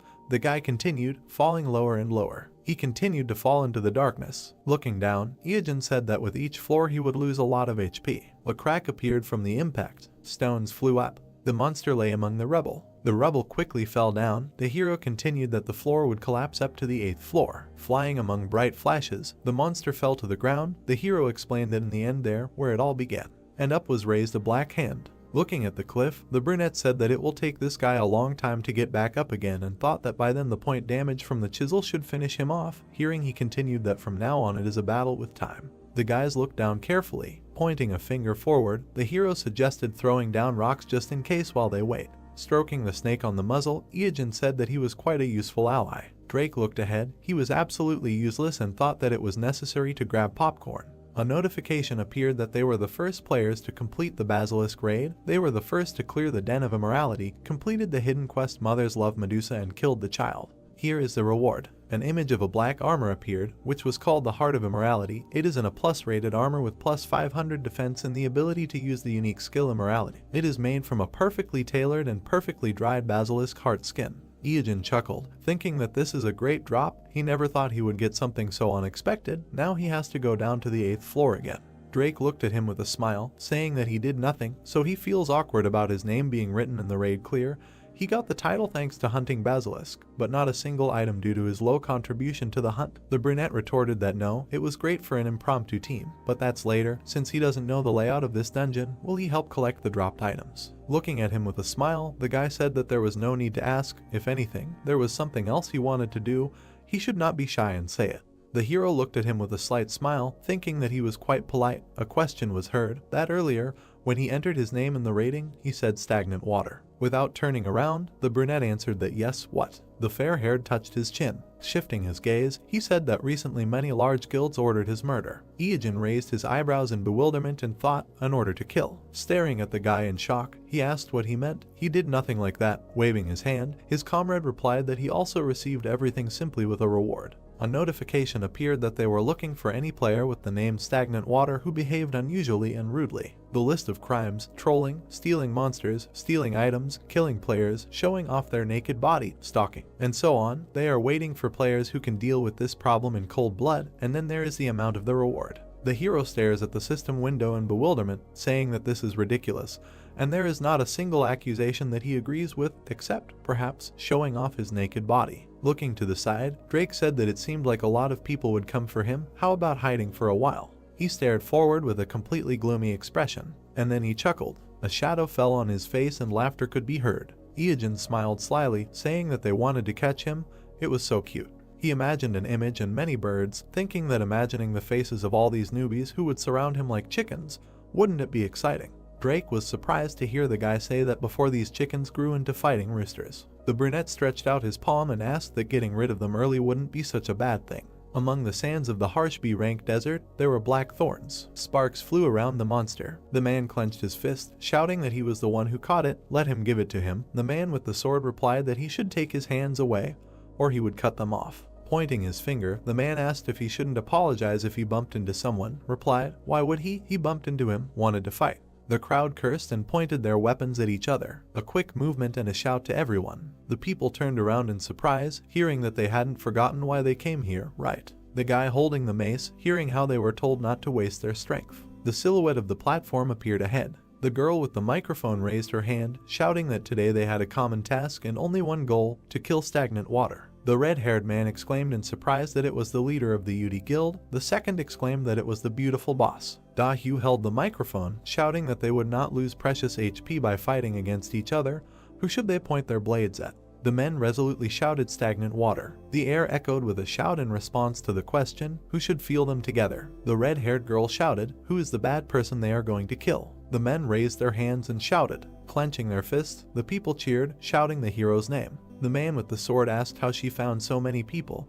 He knew that the squad they hired, the secret fan club, was here, but there were no more than 100 people. Here there were more than 500. Dahu put her hand on her hip, saying that it was not only them. Many Chinese tops came too and heard the question, why? She introduced the man on the throne in front of the information window and said that recently a Chinese rich man named Yungxi personally announced a large reward for this bad guy's head. She thought the Chinese players were unhappy with the Koreans taking the initiative. There were sparks in the pink smoke, and words were heard that there were 3 major forces here: the Yudi Guild, the Incheon Alliance Guild, and Yungshi's bounty hunters. The girl chuckled, thinking that all these people gathered here to catch stagnant water, even embarrassed by how much stronger they are, but they will get rid of him with confidence. Stepping forward, she said that thanks to him, they will be able to find him. As the guild leader, she is grateful and turned to Drake. The blonde looked at her determinedly, saying that they had to team up for a while, so he knows a little about him. Looking at the guy, the redhead said that she understood what he was getting at. Speaking of which, how did he know his current location? The guy with the blue scarf replied that he was stalking him. He got the information from the player league. Crossing her arms, Da-Hyu asked what he wanted in return and received the answer: money,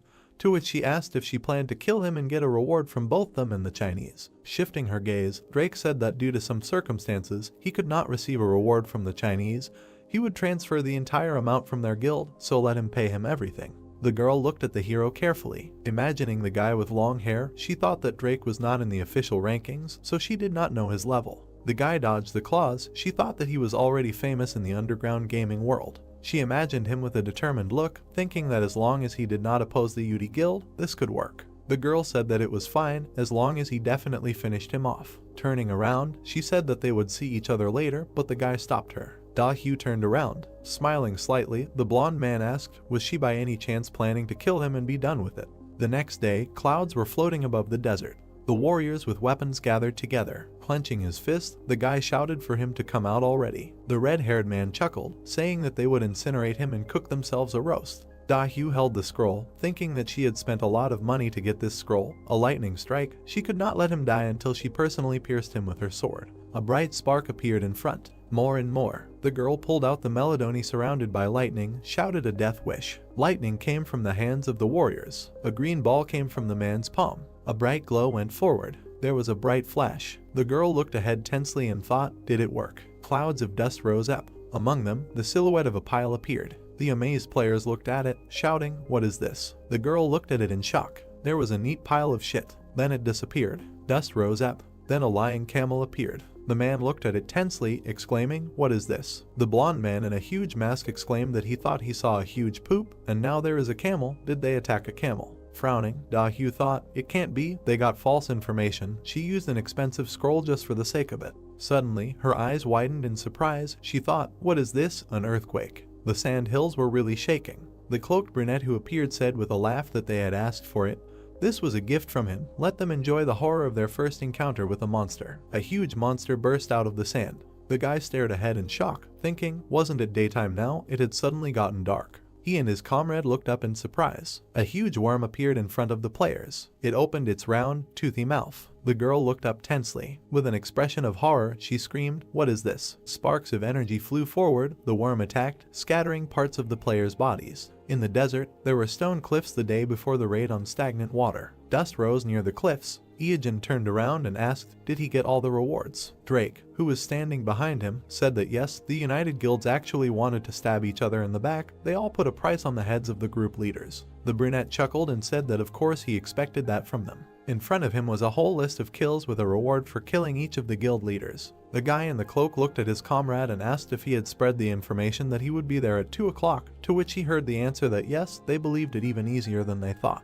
The brunette continued that he was not affiliated with any of the groups, so they should believe that he had no reason to lie to them. As long as he was fighting these 3 guilds, tomorrow he could remove the targets from the list and get the reward. A question was heard in the sandy desert, is this what he planned? Drake looked at the guy, saying that there were already hundreds of people gathered there. Tomorrow there would be even more. Each of them an experienced player, and they all gathered to kill him. Yungshi from the Chinese player base only made things worse. Yellow eyes widened in shock. Iajin closed his eyes with a smile, saying that the name is made up of a part that means snort and a part that means won't tell. Sticking out his tongue, he slyly said that therefore, if someone wanted to know his name, he would have to say that he wouldn't tell. Drake looked at him dumbfounded, and then opened his eyes wide, that it was him, wondering what he was going to do with the crowd that had gathered. The hero replied that he would understand tomorrow. A bloody camel was lying on the ground. A swift movement. A 50-meter-long plus rank sandworm was scattering the players' body parts. The red-haired man exclaimed in shock, where did it come from? The players clutched their heads in fear, screaming.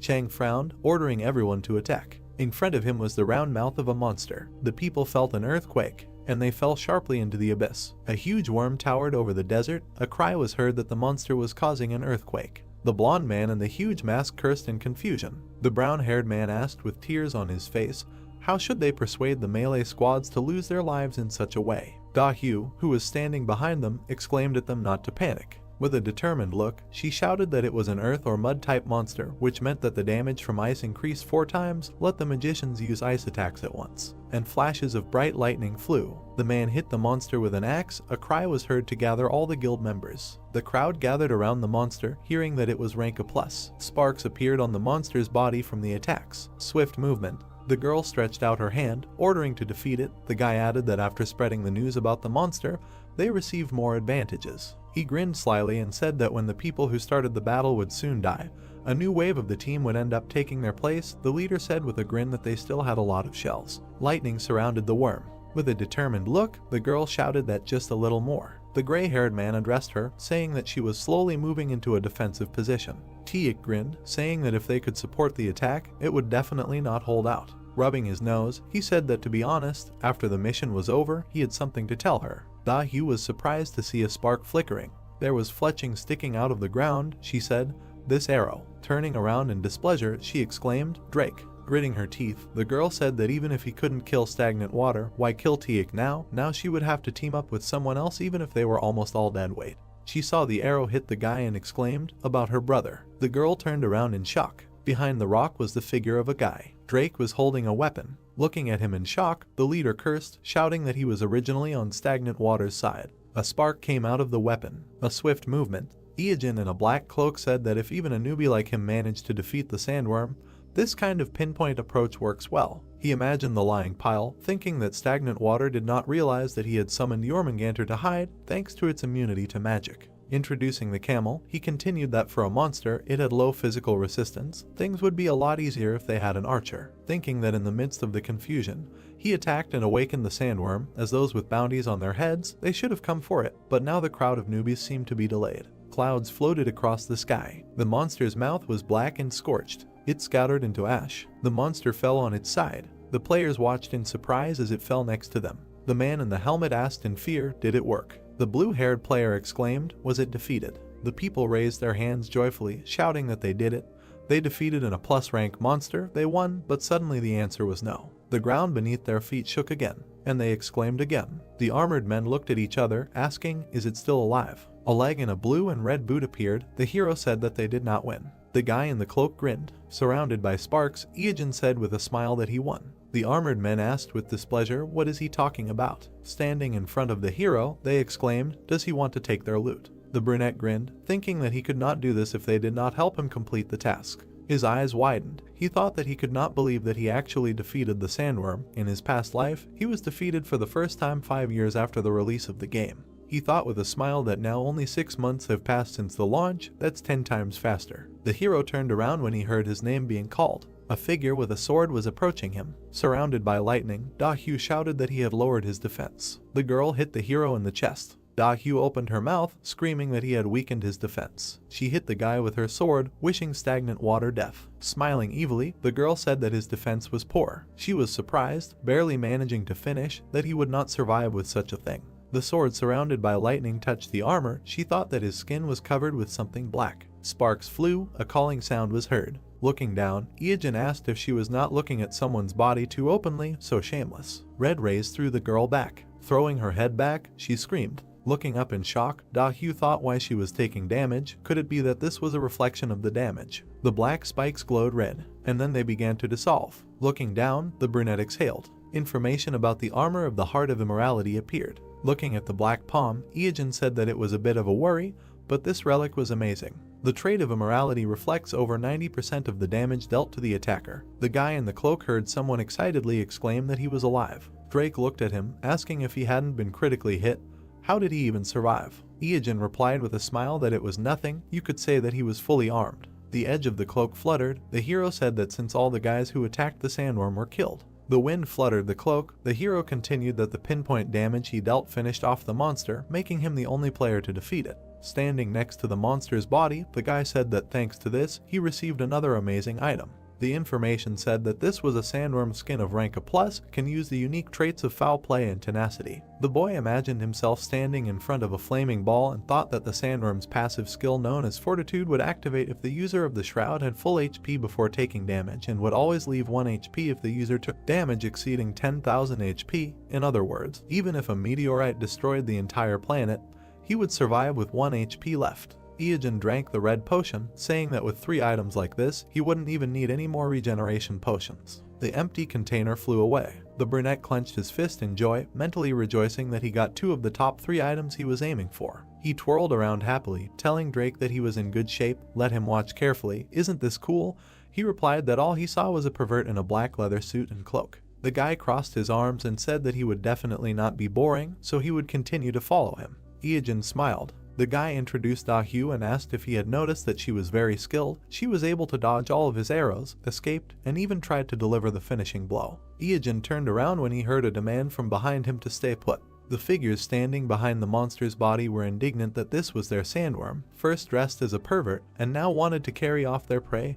He could not steal their reward right in front of them. Iogen looked back with displeasure, saying that they were hiding from this monster, but showed up to complain. Throwing a cloak over his comrade, the brunette said that they were leaving. The player stepped on the monster's body. His face became surprised. He asked where they went. There was only desert sand ahead. The guy said that they dissolved. The wind drove the dust. There was a brown cloth on the sand. The boys hid under the sandworm skin, which reduces the chance of being noticed by the player or monster by 50%. Iogen said that he was sure that they were newbies with 6 months of experience, so this disguise was enough. Now they could go to a safe place to log out. The heroes looked ahead carefully. Lying under the skin, they both thought it was awkward. Under the sky, the hero thought that because he was technically naked, his stomach was growling too loudly. White clouds were floating in the sky. There was a sign on the brick building. From the video on the screen, words were heard that this was the end of their review of the Red Oni, one of the 3 main bosses in the newbie area. Next time he will talk about the long sword of the Needle King Cobra. Let them not forget to like, share the video and subscribe. It was stagnant water, disconnecting. The guy with the phone exclaimed how cool he was. The other said it was amazing how he could explain things so well while fighting an Oni. The student sat with his head on his hand. Tegang turned around when he was called. 2 guys approached him. With an indifferent look, the professional player of the K1 Soul branch asked what they wanted. The blonde looked at him awkwardly. Standing next to him, he hesitantly said that it was nothing, just what they talked about last time. He wanted to know if he got them. His hand squeezed the handle of his backpack. As he walked away, Tegang said that if he meant the hunter's bandana and the bold armor, he already had them. He interrupted the thanks, saying that there was nothing to thank him for, just to get the money ready. The blonde standing behind him asked displeasedly why he was leaving. The class hour had not even started yet. Looking after him, he sadly thought that he had hoped they could play together. White clouds floated across the sky. Tegang looked ahead with dissatisfaction, saying that he couldn't continue to earn so little. Professional gamer groups forbid their members from participating in other commercial projects. He walked with his hand in his pocket, thinking that the regulations monopolized the players. Because he dropped out of school, he had nowhere to go. He walked down the city street, thinking that when he tried to stay in the dorm, it was annoying because everything the older ones did was gather all the younger ones and make them do everything for them. The house is empty because his parents work day and night to pay for his younger sister's treatment. There was a bright building ahead. Tegang thought that he wanted to debut quickly to participate in tournaments, but with his history and the school's interference, even that would be difficult. He closed his eyes and said that since he was a rookie who hadn't even debuted, he couldn't get anything from sponsorship or advertising. He had to earn money somehow. Something black was flying quickly. Tegang caught it with his hand. He looked at it and asked, "What is it?" He was holding a blue poster of the East Pacific ship, Toto League, which said that there was a cash prize of 1 billion won and that they were looking for the best young professional players in Korea. If you wanted to bet, all types were allowed. Feel free to call, come and become a superstar. White clouds were floating in the sky. There was a car parked not far from the house. The woman in pink was shouting discontentedly, so this is how he decided to spend his father's inheritance. The man in the tie reminded the older man that he had said that he could get a bigger share. The man angrily shouted that he had his own needs too, if he had forgotten, and besides, he was the oldest of them. He should give them a bigger share. Iogen heard someone shouting with an awkward smile. Did they think that this conversation was not only about them? The guy held the phone to his ear, thinking that for the first time in a long time he decided to come visit his uncle. On the phone, he was told that a memorial service would be coming soon, so he needed to come at least a week before they arrived. The displeased uncle asked the hero if he thought he had crossed the line. The guy awkwardly asked again. The man opened his mouth in displeasure and shouted that he was already at the age to go to college, find a job and become completely independent. He expected them to still pay the bills and fuss over him. The boys looked ahead in confusion as he ordered him to look at his cousins. They hadn't relied on their parents since they started going to school, and how good was he at school? The cousins chuckled a little. Spitting out saliva, the man yelled that no, he was just sitting there playing his stupid games, and now he sees the difference between him and those who have real jobs. Iyajin let out a sigh, dejected, thinking that who knew he would make a speech to pretend that he was actually protecting him. The children held their phones. The man waved his hand, telling his brother that he was sure Iyajin thought about such things, but he angrily replied that he didn't, and then said that they would return to their common problem. They needed to discuss it together. The indifferent brunette listened, that it was about his grandfather's inheritance. It shouldn't be a surprise, since they all knew that he was no longer with them. The boy smiled and asked how much he had left. He asked again in surprise when he heard the man put a 20 and 2 zeros next to it. The furious man, spitting, shouted that so much money was no joke. He was too inadequate to understand what it meant to have so much money. Iyajin raised an eyebrow pitifully, thinking it was only 2,000. He hoped in vain. He wondered how they would react if they knew that he had earned 40 million in 3 months. The man held up the papers, saying that the paperwork seemed quite complicated in this case. The man with glasses heard him ask for permission to help. Iyajin raised a finger and said that he would submit these documents to the district office and ask for a geographic survey and the issuance of documents for land distribution. It should not take long. The relative froze in dismay, and then pointed his finger in displeasure, shouting why he was butting into the adults' conversations. Iyajin smiled sweetly and said that he just wanted to offer his help, but if they didn't want to involve him, that was fine. Sitting with his legs tucked under him, he continued that it seemed like the inheritance request hadn't come through from the local courts yet, so the whole process would take at least a week. If they went to the registry office later and got the registration number, the inheritance would get a new number. The cousins were displeased to hear that only after that would the inheritance registration process be transferred to them, but they would need to prepare the land transfer application and official seal in advance. They would also need to choose the right seal and a suitable representative to oversee the process. The bespectacled man smiled, saying that if they thought about it, they could really use his help. The brunette said with a smile that they would leave the inheritance worries to him. Iyajin smiled. His uncle grinned darkly. The guy thought that he had learned all this in his past life after he had set him up. In the bluish space, words were heard that by the way about this. The guys surrounded the hero and asked what he was doing these days, since he should not go to college. The cousin with glasses smiled, saying that he was 21, so it was a little late, but perhaps if he started studying now, he could still take a place at a lower level. The second brunette said that he was older than him, he could tutor him if he did not know how to study. Iyajin looked at them with displeasure, hearing that he should go to college at any cost. Then he turned his gaze. The children continued to look at their phones. The uncle shouted at them with displeasure that they were sitting in their phones all this time, as if glued to the screens. He smiled nastily, saying that perhaps they wanted to end up like their elder Iyajin. Arching his eyebrows, the brunette thought that he had already started on the children. He knew how much pressure they would be under from their parents. He imagined a boy studying, being told that his brothers had become doctors and lawyers. Do they think it's enough for them to work all night? A girl wiped away tears, hearing that they should be doctors or lawyers like their brothers. Their parents, spitting, said that it was for their own good. The brother with glasses smiled. The hero thought that 15 years later, the older brother, a paid medical practitioner, caused a major medical scandal and became an alcoholic after leaving the hospital. Remembering the brunette looking down, the hero thought that the younger brother, who became a lawyer, saw his business fail and got divorced thanks to his trademark arrogance. In the end, they used up all of his uncle's severance pay and pension fund and tried to encroach on his property as well. Clenching his fist, Iyajin thought resolutely that he would not return to his old life and would not allow this to happen. The uncle turned around with displeasure, asking who was there. Hadn't everyone arrived? Throwing open the door, he yelled, "Who is this guy who parks so loudly in front of someone else's house? If they want to park, can they do it somewhere else?" Opening his mouth, he saw the truck, asking which house did they even come to. Iyajin, who appeared behind him, smiled and apologized for that.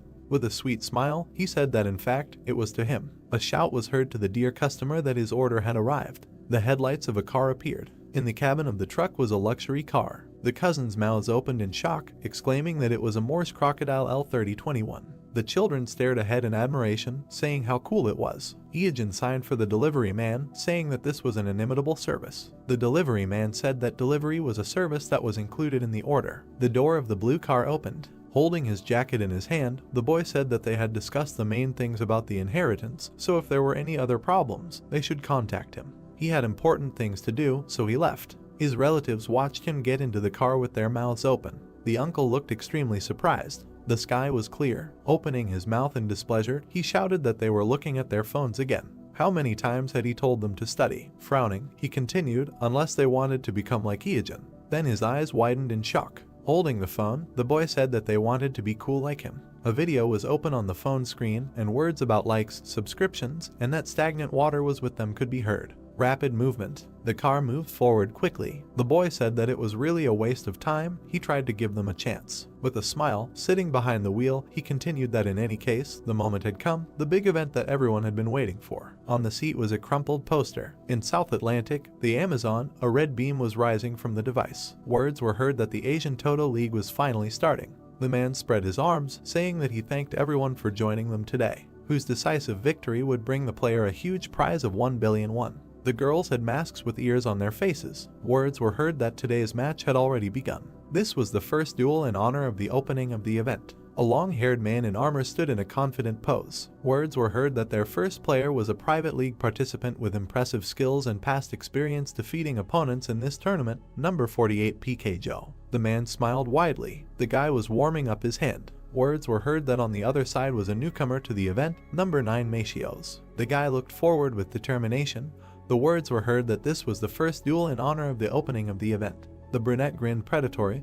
The host continued, number 9 Machios against number 48 PK Joe. The participants stood opposite each other. The audience chanted PK Joe's name. Someone asked, who is the second? In the stands there were blue figures of temporary avatars to hide the identity of the participant. A question was heard, didn't they hear that he had a Korean accent when he spoke earlier? Another exclaimed that there was no way he would bet on Korea. Japan would definitely not lose. This was probably a child with a fake avatar created to bypass the law on the closure. In the orange glow, the order was heard to get ready and begin. PK Joe with a predatory smile pulled out a sword, saying that everything will be over in an instant. A quick move, a quick draw. A powerful energy crumpled his face. The guy standing opposite attacked. The fingers were clenched into a fist.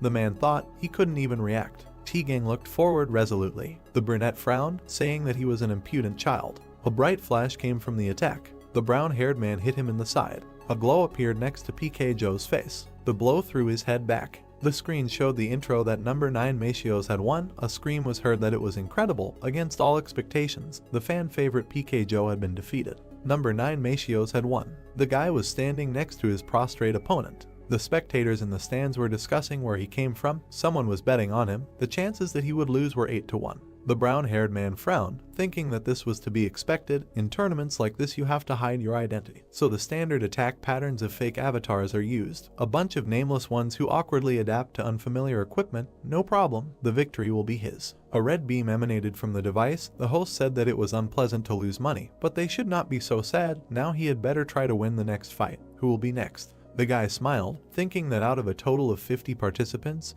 25 survived, another 12 people were eliminated, then only 7 remained. Being part of 3 participants who are claiming the prize money, he needs to win 3 more times. The host with a mustache exclaimed that the atmosphere is heating up. The next confrontation will begin soon.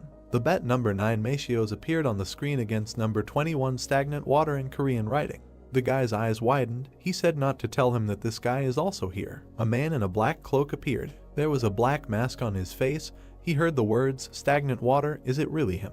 Blue eyes looked forward. Frowning slightly, T-Gang thought it was an imposter. Standing in front of the guy in the mask, he thought that this shorty was clearly not 2 meters tall compared to their last meeting in the dungeon. His height had changed by at least 20 centimeters. It was impossible to grow like that, even if he ate well. The man in the white mask told him to start. A cry of the beginning was heard against the orange background. The player was clutching a spear in his hand. An eye flashed in the slit of the mask. The guy said, "Come closer." None of his blows would reach the target. The brown-haired man continued to stand, and then he grinned. Stagnant Water was surprised by the rapid movement. Machios was quickly approaching him. Flashes appeared from the blows. The guy clenched his fists. Then he attacked under the knee. The brunette in the mask made a dissatisfied sound. A red beam appeared from the attack. The hand was clutching the blade of the hedgehog needle from the dungeon. Looking at this, the blue-eyed guy thought that he was a melee player, but chose the style of this. Probably he has low HP. The masked guy's cloak was fluttering. The hero thought that he had an advantage in a large reserve of HP. That's why he should develop melee skills. Not to mention that this guy's speed is much lower than the real one. He dared to pretend to be naked in front of him. Clenching his fist, T-Gang thought that he asked for it himself. Resolutely knitting his eyebrows, he offered to dance. The stone on his forged glove of rank C+ glowed. An orange haze surrounded the enemy. The masked guy cursed that he had become even faster. The fist was surrounded by bright swirls. The glow was getting brighter. Clenching his fists, the guy appeared on fire. The avatars in the stands were discussing that this guy was a professional player. These were fire fists, amazing. The round stone on the glove was shining. The guy thought about a full charge. Flames were coming from his fingers. Gritting his teeth, T-Gang thought that this was the attack he was waiting for. Let him receive it. A vein bulged on the brunette's neck.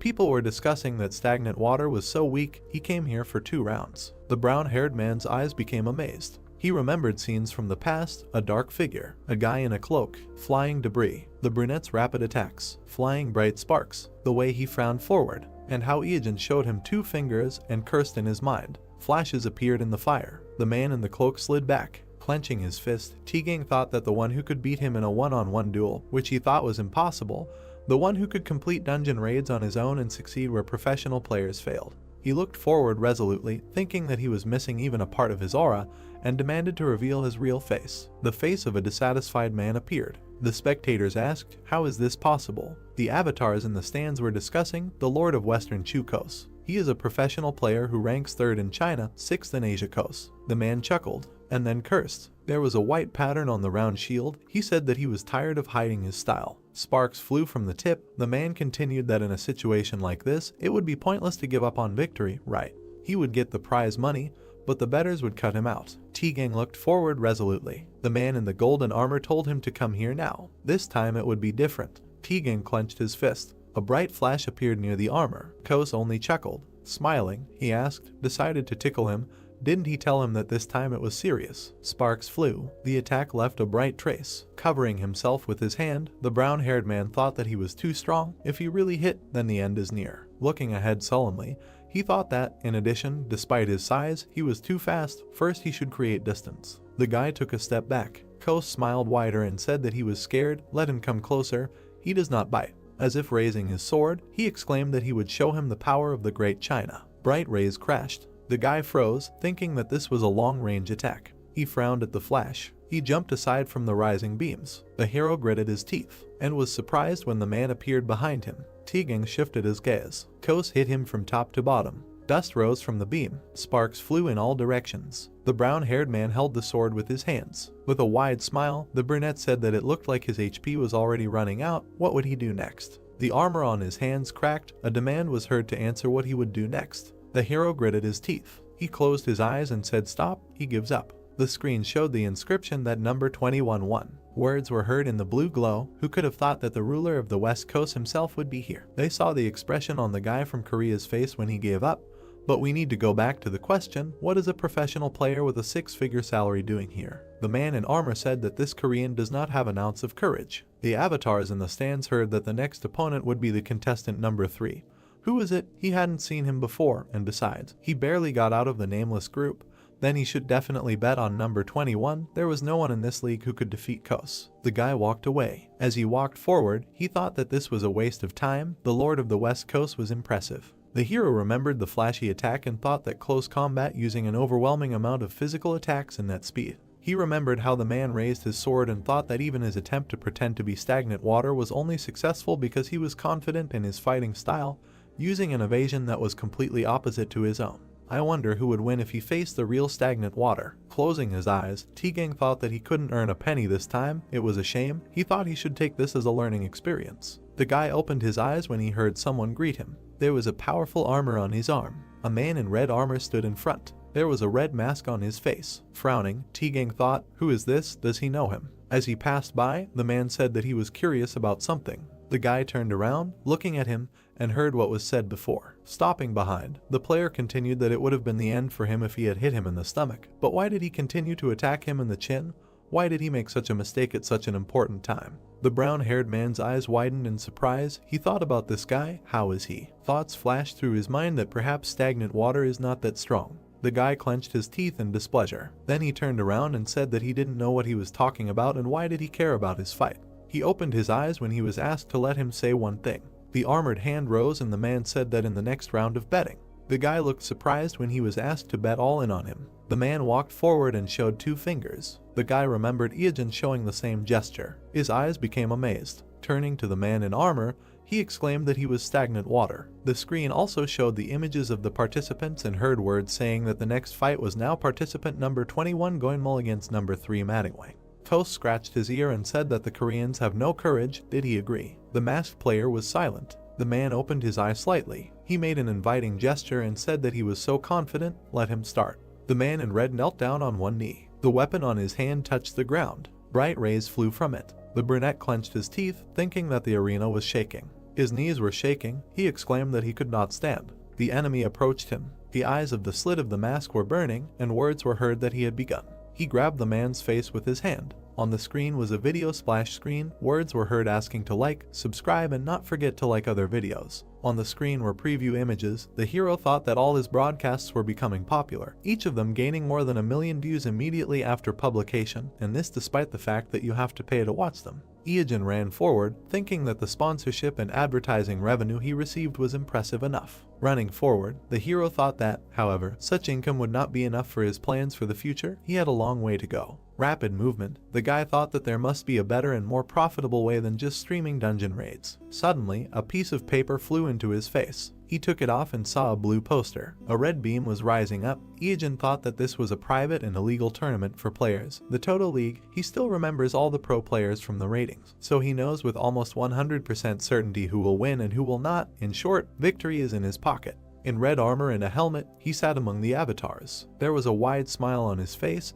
The guy thought that he joined the league to bet on the winners and losers of each fight. The brown-haired man stood in the ring. The hero thought, isn't this T-Gang? Sitting in the stands, Iijin thought that he registered in an illegal league of players. He did not think that this could happen, although he is not very familiar with his personal life. The brunette had a mask on his face. He thought that judging by the incredible height and nationality of his opponent, it was probably the overlord of Western Chu. No wonder such rumors spread. After all, he really participated in an illegal league. Crossing his arms, the hero thought that he was undoubtedly still number 1 in Asia, but at this moment, the overlord was the one who, he may be a fan of T-Gang, but the money he bet was on the line. The hero's eyes widened. He raised his hand, encouraging Machios, although he himself bet everything on Kos. 10 minutes later, flashes erupted from the blows. Iijin swung his fist, shouting, why is he going on the defensive? What is his problem? He can't stay so quickly. The guy's fist was engulfed in flames. He hit his opponent in the chin. The armored guy froze, thinking why he suddenly changed the trajectory of this blow. No matter what, he would be able to keep his 3 million thanks to T-Gang's mistake. Moreover, his investment would double. As a result, his next opponent, a certain one, would make a noise. A swift movement. The hero hit the opponent's face. Blood splashed out of Kos's nose. The sword was surrounded by fire. The brunette clenched his teeth. Bright flashes remained from the movement. T-Gang looked ahead in surprise, thinking that he understood. The arm in the armor was glowing. On it was the golem's infinity gauntlet.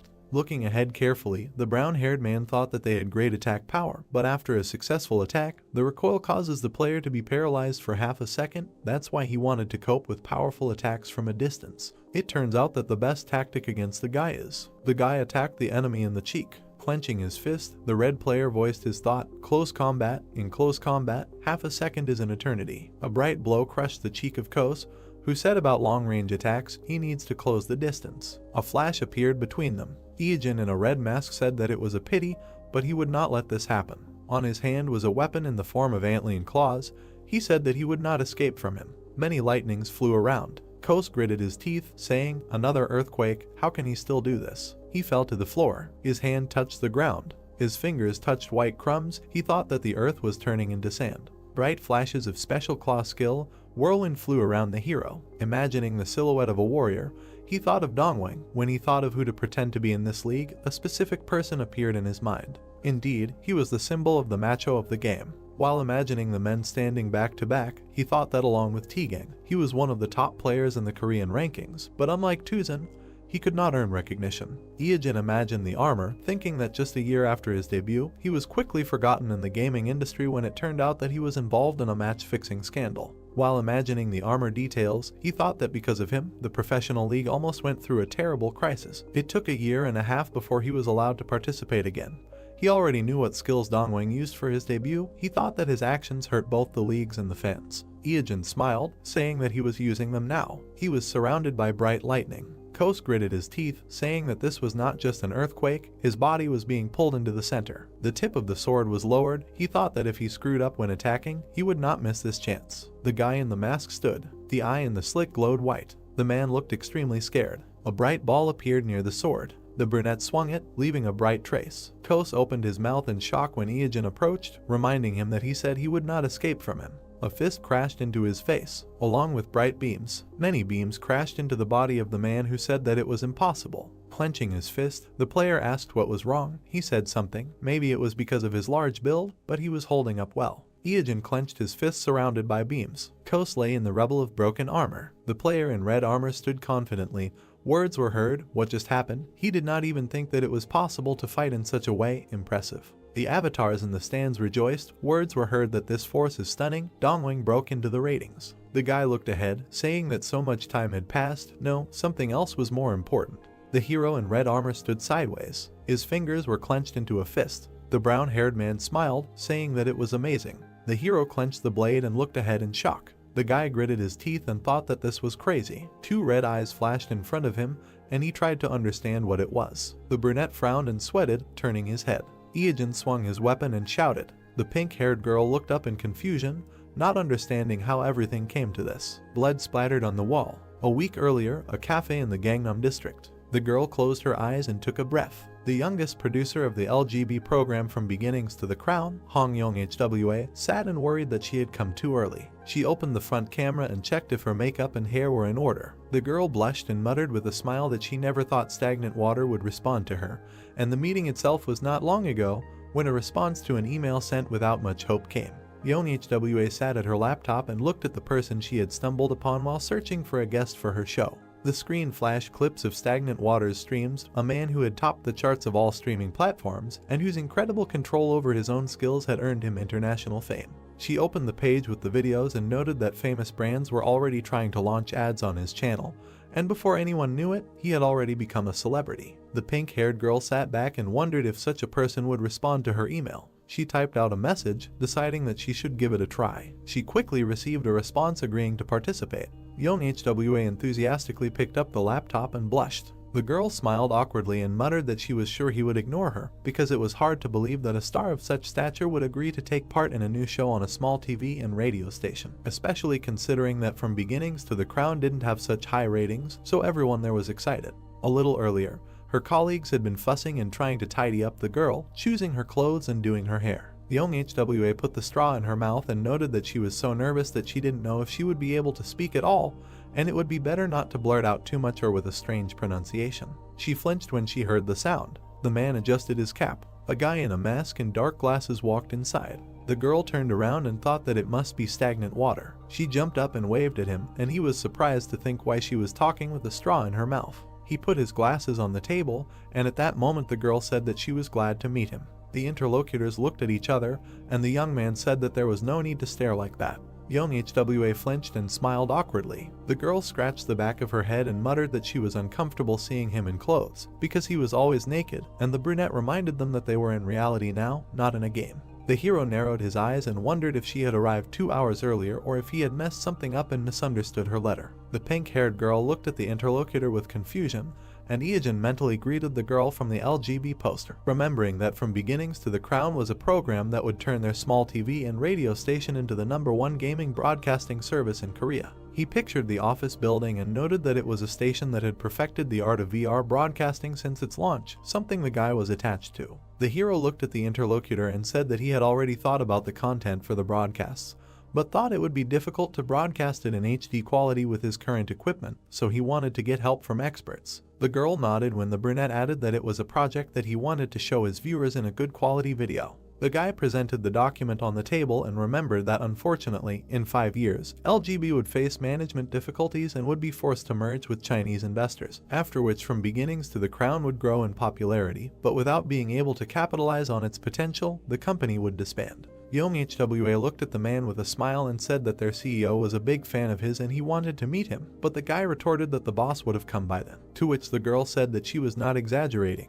It was just that the man had a heart attack when he heard about Stagnant Water's response and was taken to the hospital. Iajin sighed as he looked at her and mentally asked him not to screw up this time. The pink-haired girl leaned over and asked what type of content he was planning on making, and the boy noted that she was impatient and asked what if they were disappointed. The woman smiled and exclaimed that what stagnant water had brought would not disappoint her, because it would top the charts anyway. The guy closed his eyes and wondered if she would have spoken like that if he had been standing there picking his nose. The brunette pulled back his mask and noted that he had come here thinking about how to convince them, but it seemed there was no need for that. He leaned his elbows on the table and declared that he was going to go through the Tomb of the Brave. The girl stared at him in admiration, her eyes shining, after which her surprised exclamation was heard throughout the cafe. The protagonist imagined a tall building and remembered that the Tomb of the Brave was a tower that had 108 floors and an event dungeon, a place where players competed to see who could climb the highest in the least amount of time, and it was currently the most popular event in DEM, so there was fierce competition between players from several world rankings. The other visitors turned around questioningly when the girl exclaimed that stagnant water would challenge the Tomb of the Brave. She jumped up and said that the current first place in the rankings was held by a raid conducted by an alliance of France, the United States, and Korea, but they had only reached the 45th floor, and the record was set 6 months after DEM opened, but no one had been able to beat it even after another 4 months. Iogen stared at her in surprise and mentally noted that she was very talkative when it came to the game. Young HWA smiled with anticipation and said that it would definitely be great content, and if it was him, he would be able to reach the 46th floor of hell, and no matter what others said, he was the unofficial #1 in Korea. The brunette smiled and thought that if this broadcast was successful, LGB would have a chance to go viral, but wasn't she being too confident? The guy smirked and remembered that he had another reason, and the girl kept shouting that stagnant water would definitely be able to do it, and the hero and the waiter asked her to calm down. 1 week later, the sky was covered with clouds. The hero was standing in front of the Tomb of the Brave. The guy looked ahead and asked if the broadcast was going on now. He turned to the blue light, the camera in support mode, and Young HWA replied that she couldn't go on air right away. The girl was sitting at her laptop with headphones on and was saying that after recording the video in HD format, she needed to do the timing and write subtitles, and also edit the frames, so there was a lot of work. The tower was hidden behind the clouds. It was an event dungeon created in the likeness of the 108 earthly filths, and the participants needed to defeat the monsters that multiply on each floor. The hero mentally divided the tower into several levels of difficulty and thought that the ranks of the monsters increased depending on the floor. His body began to be covered with black energy, and the guy noted that even after 15 years, this place had not been completely cleared. He smiled and thought that the last thing he remembered from the future was the news that the 106th floor had been cleared, and 10 months had already passed since the launch of the game. At the moment, the record is still the 45th floor. Iogen frowned and decided that it would be nice to break records, but he was not interested in advancing in ranks. The brunette smiled and reminded himself that his real goal was to find a clue to obtain the last of the 3 artifacts. The hero grinned and exclaimed that he hated standing still and asked the girl to watch and enjoy how he would break all the records, and Young HWA happily supported his mood. The guy ran forward, shouting that the world record should be waiting for them. Blood spurted. The protagonist narrowed his eyes and gritted his teeth, pointing his blade. He frowned and shouted loudly. Iogen crouched down and thought that he couldn't give up, because if this continued, he would die and he couldn't lose. The young man clenched his weapon and indignantly noted that a bunch of nerds had overtaken him. The brunette sweated and, gritting his teeth, decided that he had to defeat them. The boy swung his arm and shouted for the enemy to attack. The blue flame looked ahead in confusion and asked what the hell that was. The protagonist raised his hands and exclaimed that he had won. There was a red puddle on the floor, a C-rank queen slime, specialty, regeneration, habitat, all continents. The boy wiped his sweat and muttered that he was close to giving up, and the girl exclaimed how he could have spent 2 whole hours fighting a normal slime. Iogen pointed and countered that the queen slime was a monster with the widest attack range in DEM, and there was no strategy to dodge its special attack pudding packet. Young HWA smiled tightly when the protagonist said that he would have definitely been flattened if he had gotten caught in her attack range, after which the girl muttered that he tried well, but the protagonist thought that he had wasted too much time on the first floor. The brunette moved forward, saying that it should be easier from now on since they defeated a relatively cunning monster. Then the monsters followed one after another, but the hero won until he received a notification that he had ascended to the 46th floor of the Tomb of the Brave. The guy stood in front of a huge creature. Young HWA looked at her companion in shock and exclaimed that he had passed from the 2nd to the 46th floor without damage. The black monster opened its mouth. It was a B+ rank Kaitamaru, with the features of giant, demon, stealthy, earthquake, hybrid. Its habitat is the burning rotting lands in the kingdom of giants, and its size is 45 meters. The hero grinned and muttered that he hadn't seen him for a long time. The guy looked at the enemy and noted that he did not expect this guy to appear here, which was an unexpected bonus, and offered him a dance. The monster broke 2 columns in front of him. The brunette bit his finger until it bled and frowned.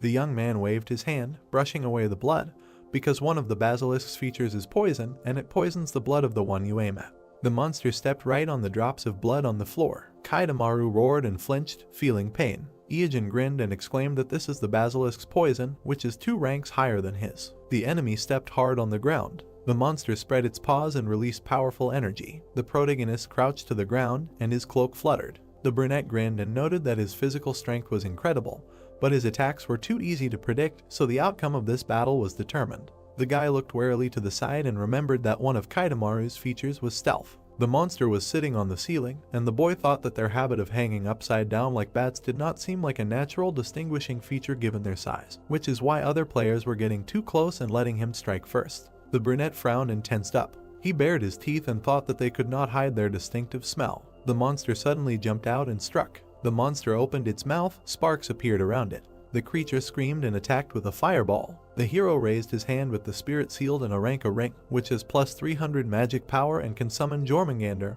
and shouted, "Not so fast." He frowned, and the attack passed him by. The boy took out his blade and swung. Iojin began to run around the enemy, delivering slashes. With a sharp movement, the boy cut off several limbs of the monster. He jumped up and plunged the blade into the monster's head. The brunette bared his teeth and declared that his surprise attack had failed before it even started, so he had no chance. All that was left was to die in the shadows. Sparks flew to the side and the ringing of the blade was heard. System windows appeared in front of the young man, stating that for the first time among all servers, the boss of the 46th floor of the Tomb of the Brave, the lone Kaitamaru, had been defeated. The protagonist stood in front of the defeated enemy, and the system asked if he wanted to receive a reward. The young man furrowed his brows and exhaled. He wiped the sweat from his forehead and muttered that it took a little longer than he thought. The brunette turned to young HWA, who was frozen with a shocked expression on her face. She opened her mouth and shouted that this was simply amazing. The pink-haired girl clenched her fists and exclaimed that for the first time in history, the 46th floor had been passed.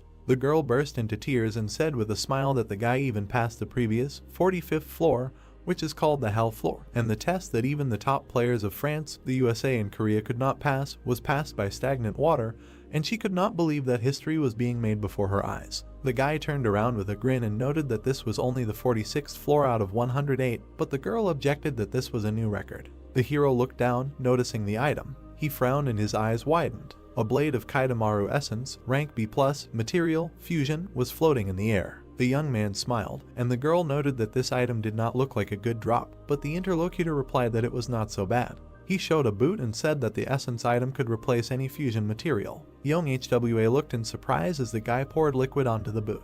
The shoes began to vibrate and emit energy, and the system notified that the fusion of items had begun. The guy looked at the shining thing in his hands with a smile, while the notification said that the fusion was ongoing and the process could not be interrupted. The blue light smiled, and the girl exclaimed that she did not know such a possibility existed, and this was the first time she saw the fusion of items. Iojin grinned and clarified that with this, the stream ratings are guaranteed to be high. Young HWA happily raised her hands and shouted that the world's first clearing of the 46th floor and fusion of items went to them. Their viewers will applaud standing. The brunette smiled and thought that it was time for him to show himself, because he should be enough. That is the key to the last of the 3 artifacts, and it was worth going this far. Notification: you have ascended to the 47th floor of the Tomb of the Brave. A dark figure sat ahead, and the hero thought of the slutty succubus. A blue light shone on one of the floors of the tower. Iojin walked along a dark corridor decorated with statues. The guy shuddered and looked ahead. He jerked back, dodging the attack in time. The young man looked at the mark on the floor, and young HWA exclaimed that she could not believe that he dodged. The brunette looked up and mentally noted that he must have been waiting for her to come. He sweated and smiled. A black wing appeared. A girl with a scythe, a slutty succubus, was hovering in front of him. The brunette stuck out her tongue and narrowed her eyes. The blue light glanced at her, and her partner noted that this boss was just a beauty, but looked weaker than the previous ones. The hero frowned and replied that he would go. The enemy swung her scythe and smiled. The guy dodged the attacks cutting through the air and thought that she had a special feature, duality. The brunette sweated and widened his eyes, remembering that such monsters are divided into 2 types, those who attack with physical force, and those who use magic, and once you choose one, it cannot be changed back, and the guy chose a demon with a physical attack. The player clenched his teeth and dodged, cursing, because he thought that if it were magic, then most attacks could be neutralized by Jormungandr. The guy sweated, noticing that the blow landed right next to him. Explosions were heard throughout the corridor,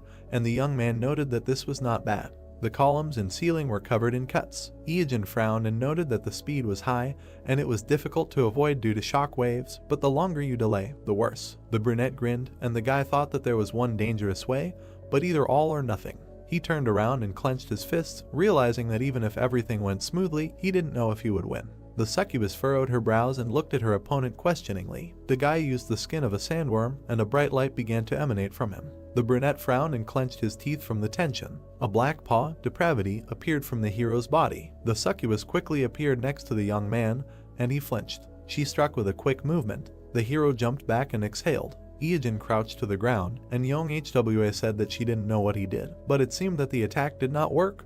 The opponent was fast and also attacked physically. The brunette took out a bottle of potion and replied that everything was fine, because physical attacks take a long time to recover, and his companion exclaimed that the question was whether he would be able to attack her at this time, because she was the fastest monster she had ever met. The succubus was approaching again, swinging her scythe. The guy frowned and thought that he should deal with her speed first. He squeezed the bag in his hand and noted that it was a bit early, of course, but he was using his secret weapon.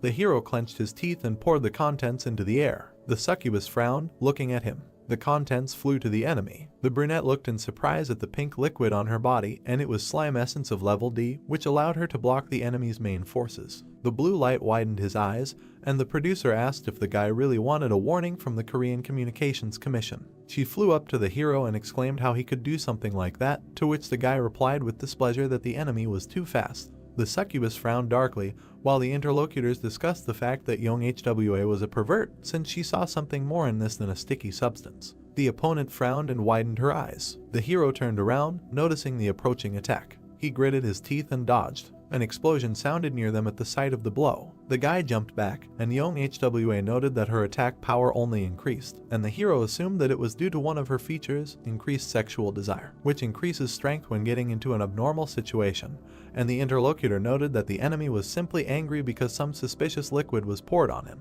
Iogen dodged another blow and noted that the speed decreased, hoping that this thing would buy him time. The guy widened his eyes, watching as the succubus launched another attack. A system window appeared, fusion of items completed. The hero smiled and noted that it was just in time. He turned around and frowned. The opponent looked at him questioningly. The brunette stepped forward in new boots made of Kaitamaru leather, rank A, fire attack plus 1000, speed plus 70, lava run ability. Iogen grinned and ran forward. The girl frowned and swung her scythe, and the hero thought that the advantage of fusion items was that you could create an item one tier higher. He kicked the enemy and noted that the special feature of Kaitamaru leather boots was lava run. Light appeared from his boots, because wherever he put his foot, everything would be on fire. A bright flash appeared ahead. The protagonist swung and delivered a flame kick, throwing the succubus back, and noted that this was energy that would turn everything within a 10-meter radius into lava from just one step. The ground began to melt, but the guy was focused only on the succubus's body. There was a footprint of a figure imprinted among the rubble,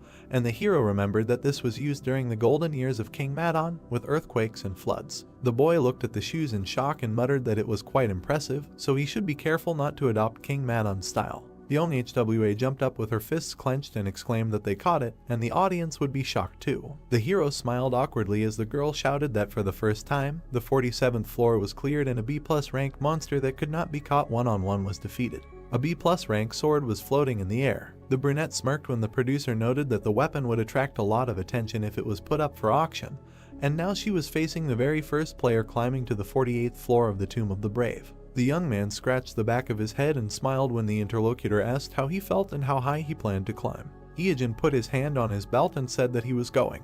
The corridor of the dungeon, a female voice thanked the viewers for already collecting 100 stars. Da-Hyu winked and said that she was ending the broadcast, welcoming new subscribers and happy for those who have been with her for a long time. The girl made a heart gesture and reminded that the next broadcast would be a fight with a B-rank monster, so she was waiting for everyone. Da-Hyu waved her hand and said goodbye. The girl slammed her fist on the table and exclaimed why she had to host these broadcasts. She gritted her teeth and muttered that it was fine, but after that idiot, it was a death sentence, losses, and if she had the stolen money, she wouldn't have to do those damn broadcasts. Da-Hyu bit her nail and thought that without the sponsorship from the broadcast, it would be hard to run the guild, so she needed to find that guy and get revenge. A man approached her and said that he had already filed a complaint, to which she replied that all is fair in war. She frowned and looked away. There were 2 men standing behind her, one of whom said that one of them had written 40 posts on his blog. There were cans of beer and squid on the table. From beginnings to The Crown was starting on the TV. Da-Hugh slumped in her chair and muttered that this was the only thing that brought her joy these days, so it was time to forget about her duties and rest. The K1 team coach and MC, Yeung, smiled and said that they had an unusual guest today. The redhead took a sip and asked who it was. The girl spat out the drink when she heard that it was the most popular streamer, after which the man asked for some comments from producer Young HWA. Her house shook from the indignant scream. Cafe Hall, Gangnam District. The protagonist sat at the table in a mask and cap, asking how the reaction was. The interlocutor turned pale and replied that she received a warning from the organization, saying that this was too much, because she sent the protagonist of the ball. But they turned a blind eye to it thanks to him, and the guy thought that it felt like everything was getting worse. The girl smiled and leaned forward. Young HWA grinned and said that the ratings were fantastic. Even if the broadcast was a little unusual, people still watched until the end. The pink-haired girl smiled awkwardly and added that the ending was shocking. The interlocutor looked away and remembered what she was talking about. A week ago, the blue flame glanced at the young man with displeasure and asked why they needed to go back, since they were already on the 108th floor. The brunette looked at her and said that the girl already had enough material for 1 episode, so he needed to get a reward. The guy smiled and thought that it would be a bit of a pity to lose this valuable material, since every time the record was updated, you just go and set a new one after 1-2 floors, so it's good that you can create content alone. They stood in front of the sword hovering in the air, and Young HWA asked why he came to the ascended room.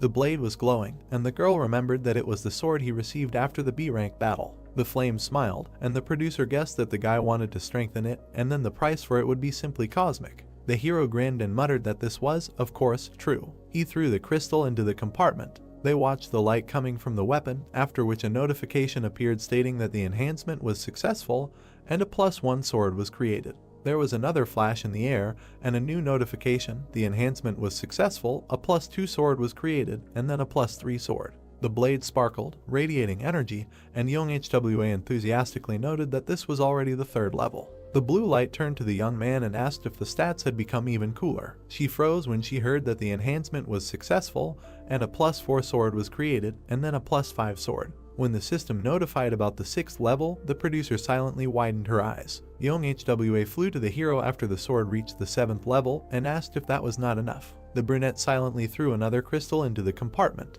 The weapon glowed brightly, a new notification, the enhancement was successful, a +8 sword was created. The pink-haired girl questioningly looked at the monitor, not understanding what was happening. The blade was emitting red energy, and its level had increased to 9th. The girl was sweating, trying to understand how this was even possible, because the situation was changing so quickly that she did not know how to react. The protagonist looked at another crystal, and the interlocutor exclaimed that maybe it was time to put the stone back in place because it was too dangerous. The brunette stared intently ahead. Memories from the past flashed through his head, full of disappointment and tears. He grinned. Young HWA looked at the guy who was squeezing the stone in his hand and asked if he had calmed down and was glad that he had strengthened 9 times in a row. The girl raised her hands and congratulated him with a smile on his B-rank weapon with a level 9 strengthening. The hero silently threw the crystal into the compartment, and a glow appeared. The producer's eyes widened and loudly protested. The blade became invisible behind a bright flash. A notification appeared, error, strengthening failed. The weapon fragment fell at the player's feet, and the system notified about the destruction of the sword +9. Steam was coming from the blade. Eogen silently turned around and looked at the blue light. The guy made a face and shrugged. Young HWA collapsed on the floor, exhausted, and her colleagues ran up to her, asking if everything was okay, ready to call an ambulance. The pink-haired girl sighed tiredly and muttered that there were a lot of comments, and it was a shame for the sword, although it was not hers. The hero crossed his arms and replied that nothing could be done, and someday it would be more interesting. The young man grinned and thought that he did not regret it, because this was an item that was destined to be destroyed. He imagined the weapon and remembered that it would be clear when, compared with the real level of the sword, this blade had weak characteristics, and under the bullshit there was truth, a hidden item. The girl smiled and asked the hero to help her with the next broadcast, and the brunette agreed, on condition of good payment, to which she immediately agreed to give more than he wanted. Eogen looked questioningly at the phone, hearing the call. He glanced at the screen and saw a letter about joining. The hero put the gadget in his pocket and noted that it was the same sender again. The brunette froze and widened his eyes. The guy abruptly took out his smartphone and stared at it again under the puzzled look of the interlocutor. The young man looked at the screen, not believing that this was so. The protagonist sweated and realized that this was a Madamwang account. The director was talking on the phone and asking, "He is not a professional player registered to someone else, right? They cannot allow others to take him away?" Then ordered to immediately send him an invitation letter, to which he received a response from the interlocutor that it is impossible to contact him. There is no email, no phone number, they can only leave a comment under his video. The blonde guy, sitting at the table, continued to say, "No, if he gets picked up by some foreign team, it will be a loss for the whole country," to which the guy asked, so he should continue posting comments. The director said, "Okay, let him continue in the same spirit, write a whole wall of text, but do not try to cheat and just copy-paste the text. All the messages need to be formulated differently, not repeat themselves." The man looked aggressively at the monitor and thought that Madamwang. This guy meets all the requirements of a professional player. The macho and berserker styles are different in that they crush the enemy with the onslaught of pure force. Then he continued the thought that for someone seasoned in the Shadow League, he has crazy skills and control, not to mention his unique sense of combat. Fans will have no choice but to bite. This is the perfect formula for box office success. The brunette stood behind the main guy and asked that this Madamwang, judging by the rumors, is very good. Yes. Gray-eyed turned around and asked back if he hadn't watched the video he sent him. Lim Joseph smiled and replied that he didn't watch the videos from the illegal Toto League. He then spread his arms when the director looked at him in surprise and continued to say that he heard that he had defeated the Western Chu Lord. But anyway, this loser's skills had only gotten worse after participating in illegal leagues for so long, even he could have won hundreds of times. He then looked at the man who was staring at the computer and asked if anyone who had a taste of the underground's prize money would also want to come out and play by their rules. Even the salary they offer to professional teams is just a pittance compared to what he can get competing illegally. To which he replied that all the illegal leagues are now being shut down, the country is putting pressure on them as they speak, so all the players have no choice but to say goodbye to these shady deals. Ian turned his head and continued to say that this is the best time to get Madamwang. The brunette silently closed his eyes and then said, "Director." Suddenly, he opened his mouth in anger and screamed, "Why did he never pay so much attention to him?" To which he replied, "Go to hell, what complaints could he even have?" The guy replied that he had a lot of complaints about his salary. The blonde responded by looking at the monitor when a notification came. Then he asked in surprise, "What is this? Spam again?" To which the guy frowned and said that this needs to stop, really. Suddenly, he fell silent and looked questioningly at the computer. The gray-eyed man approached the director and called out to him. He was unconscious when the guy shouted that he fainted. Trying to bring the man to his senses, he asked what happened and told the director to come to his senses. On the screen hung a message from Madamwang. In it he was asking about his salary. The protagonist narrated that after participating in the illegal league, he created a backup account named Madamwang to upload video material from his PC. He did not think that anyone would want to hire a Toto League participant. He continued to say that it was hard to believe that his fake avatar Madamwang received an invitation to the national player team before the dead water. This is the best deal of all time.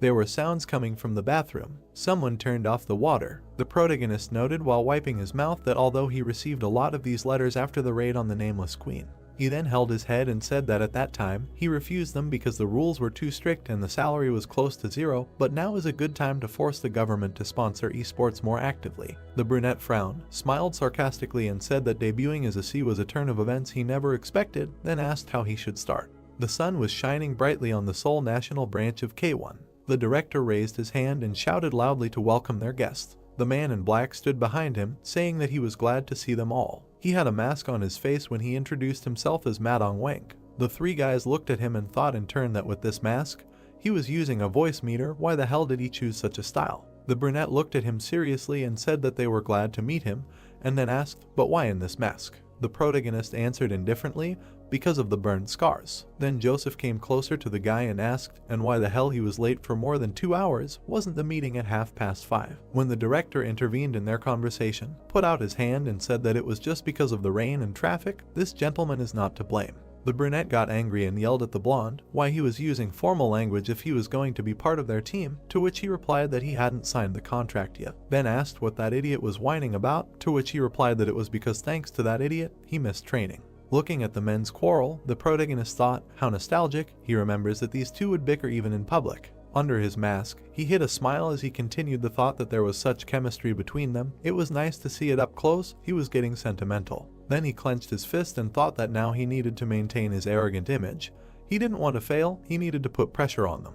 The director and the brunette looked back in surprise when the guy asked who told him that he was needed here. The observers were shocked. Then the gray-eyed man grinned and asked what he said. The protagonist repeated his question and added that if he wanted to see him right away, he should have come to him himself, then asked why he was angry if he was the idiot who decided to wait. A voice could be heard that he sounded very confident, too much pride for someone who didn't even have an official rank. Yunho and Song Byung-gun stood and looked forward when the latter asked if he would mind if they helped him tone down his ardor a little. The red-haired man smiled and asked if he really thought the skills he learned in the illegal league tournament would help in the real professional leagues. Suddenly the director turned around and asked what was wrong with them, then turned to the new guy and said that he was really sorry, they were usually friendly. Maybe it was because they missed training today. Then one of the guys asked, he had to take the entrance test anyway, right? He would see for himself if his skills were good enough to make a fuss about him. The gray-eyed guy frowned and thought, this is just a guy who broke into an illegal league with no previous records. Who knows? Maybe the match was rigged in his favor. They invited someone who is an expert in PK at best to their national team. He needs to be put in his place. The brunette then looked away and asked who wants to start, to which he heard the first one answer that he will go first. Doesn't he know that PvP is his specialty? The second one said no, he will go, and the third one said that he is in the lowest place in the official rankings, so he should start with him. The guy looked at them and said, no, before them, the second row should get their chance. Then he looked at the blue-eyed man and asked why not give the understudy a chance. The understudy looked at the protagonist seriously. Then, without looking away, he said, no, he already had one. The gray-eyed man narrowed his eyes and said that this was low, and then asked why he retreated after saying that they couldn't go first. He thought he would have more courage after returning from the army, but apparently he was wrong. The brunette closed his eyes and said, that's enough, it's fair to start with those who are lower in level so the understudy can continue. Suddenly, the gray-eyed man looked up when he heard, no need. The man in black kept his hands in his pockets and said that he didn't have time to sweep the floor with everyone individually. When everyone looked at him, he continued saying that this was only annoying, after which he suggested ending this match, all 4 against 1. A voice was heard in the desert, telling Madong Wang that the entrance test was a one-on-one match. They couldn't break this rule even for him. The muscular guy opened his mouth and told the director that it was about their rankings. He should let them figure it out for themselves this time. Many guys looked forward when someone asked a question. Well then, should they go and see how good he was? The man held a mask in his hands. Then he put it on and he had the ability to use the serial killer feature. The notification said that the user's karma value is applied instead of the death count. After putting on the mask, the attack power will increase proportionally to the total number of kills. The attack power increases by 1 for each kill. The kill counter will only be applied to the player's active avatar. With the mask, the hero turned into a strong player. Song Byung-gun looked forward with a smirk and asked the guys, fighting 4-on-1, isn't it too much? Yunho smiled and replied that the director's position should also be considered. If he was punished too much, it would be awkward to face him later. The protagonist turned his attention to Yun-seok and said that he could be a healer, but he has more than enough agility and attack power to defend himself, plus he is probably armed with a powerful sword that is currently hidden.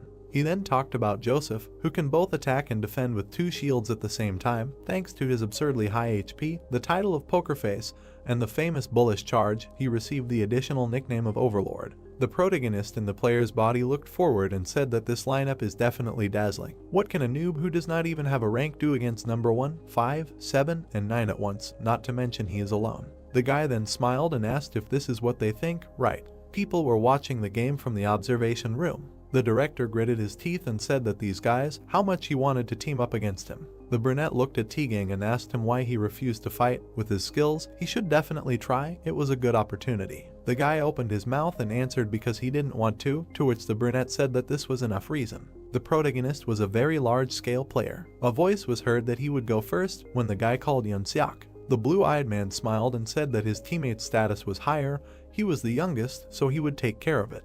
Byung-gun got angry and said, this guy, is he serious? To which Yunho replied, let him. The pink-haired man rushed forward, holding a weapon in his hands. He then used his power and said that he was deeply mistaken if he thought he was an ordinary healer, after which he smiled sarcastically and continued to say that he also likes to fight, but it quickly becomes annoying. Suddenly, he put his hand forward and shouted that it was time to end it and launched a shockwave. The protagonist's fist clenched and glowed. An explosion occurred. The blue-eyed man looked forward questioningly, then he jumped. Then he smiled and asked if creating earthquakes was his main fighting style. Looking forward, he continued to say that it was stupid, anyone could dodge it by simply hanging in the air. The protagonist found himself on par with the enemy and extended his hand. The ground began to split. The shaking intensified. Suddenly, the hero made a blow that sent the opponent flying down. He He screamed loudly as he fell. Their powers clashed. The guys watched the explosions. Then one of them frowned and asked what, and the other added what happened. The director and the understudy looked at the screen. A head was visible from under the rubble. The first person was added to the protagonist's kill list. The basic attack was increased by 1. Then the giant took a step forward. The red-eyed man smiled wickedly and asked, "So, it's already been reduced to 3 to 1, huh?" The blue-eyed man opened his mouth and said that he channeled the power of fire into the ground right under his feet, thus lifting himself into the air. The protagonist extended his hand. Then he made a magic strike. The second opponent dodged and defended. Suddenly, the hero stopped and thought, "A rapier? This is Byung-gun." The opponent frowned and thought, "How can he dodge every strike? He won't be able to see it thanks to the camouflage effect." There was a flash. Sparks flew around. The opponents confronted each other. The brunette gritted his teeth and shouted, "Madness." Their battle continued. Suddenly, the protagonist smashed the ground. Then he carefully extended his hand. He stopped and thought that he seemed to be paralyzed.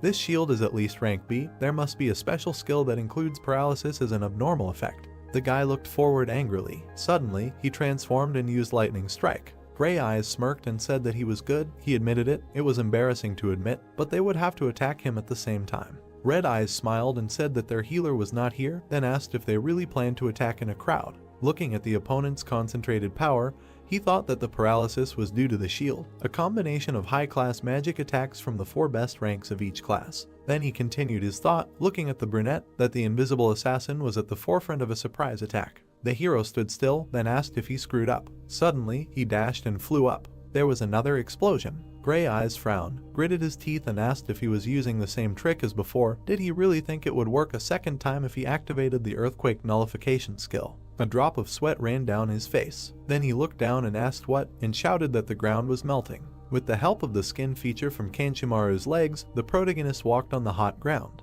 The brunette opened his mouth wide and shouted that everything was turning into lava. The protagonist, smiling, said that his skill melted all the ground around him within a radius of 10 meters, and then asked how long the guys could dance on the lava ground. Suddenly, he began to climb with his hands. Rocks were flying around the guy. Then he concentrated his power and said, "Damn, he didn't cast the defense spell completely." Suddenly, the opponent fired magic towards him. A fist appeared in front of the brunette's face. There was a commotion. A metal claw grabbed his face and he started screaming. The protagonist defeated him. The 2 guys looked at what was happening, when one of them shouted that he easily dealt with Yahello, and the second said to stay close to him. The 2 of them are not as strong in defense as he is, so they need to double their attack. They just need to get out of here. The hero took a step forward. The 50-50 skill reduces the damage of the environment by 50%. Suddenly, the protagonist smiled and asked, "So this is how they are trying to hide?" Then he, in the body of the Iron Hero, said that it was not his shift, and launched the alien skill Whirlwind. A hurricane spread across the entire area. The brunette gritted his teeth and ordered Byung-gun to quickly cancel the stealth mode.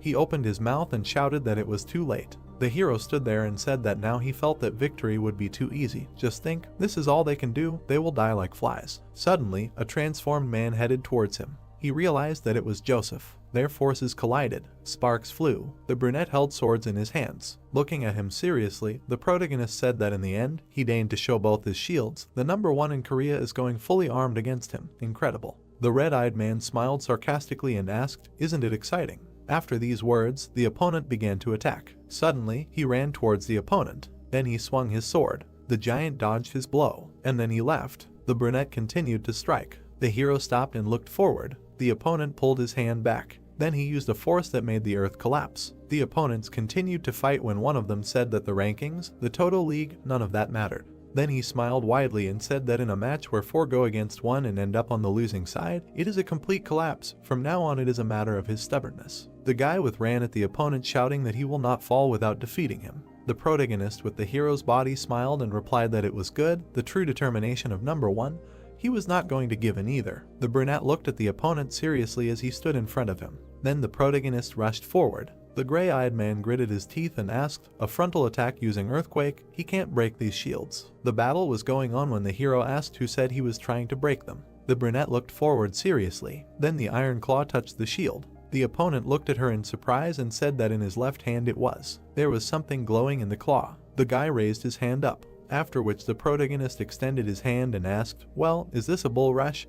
His special move. Then he swung his fist and shouted, "Checkmate." There was a flash between the players. Iijin frowned and said that no matter how high his defense was or how much health he had, it did not matter now. Suddenly, he clenched his teeth. Then he launched his power and shouted that he would grind him into dust before the earth recovered. The director was shocked. The brunette looked forward, raising his head. Sweat was pouring down the blue-eyed man's face. Someone noted that the top players of Korea, a dream team of 4 leading players who even participated in professional leagues, a team of such a level was defeated by one person. The protagonist looked at the destroyed earth and said that there was not a trace left of them. Ma Dongwan, no, dead water. The narration began that, compared to how he was when they clashed in the illegal Toto League, he seemed to have become ruthless, destructive, and much stronger than before. He plays completely differently than his seniors, the players in the rankings, and the rest of the older generation. He really is that strong. The director, looking up, said that he thinks he will now draw up a contract of employment, to which someone replied, "Okay." The hero standing in the desert thought that these were probably temporary items, but their quality could be compared to real ones. Compared to their items, he can be estimated at about B rank. The protagonist smiled sarcastically and continued the thought that now that he thinks about it, his items were a little better, but in a 4-on-1 match, it is fair. If he only used 2 gloves and 1 shoe, he would most likely have a hard time. The brunette looked straight and thought that he wants to catch up, he wants recognition. Looking at the screen, he thought that he wanted to stand next to him. Then his fist clenched and he said, "So cool." They finally ended up in the Castle of Malice. Drake rubbed his shoulders and said that he felt uneasy about this place. It was cold here despite the fact that they were in the south. The protagonist said that he got wet when entering here and they were heading there. Iijin came to the Castle of Malice to get the last of the 3 artifacts. He asked Drake if he wanted to join, and he readily agreed. People were hanging around the hall. The boys ran and the protagonist said that in the very center of this castle there was a secret passage that led straight to the boss room.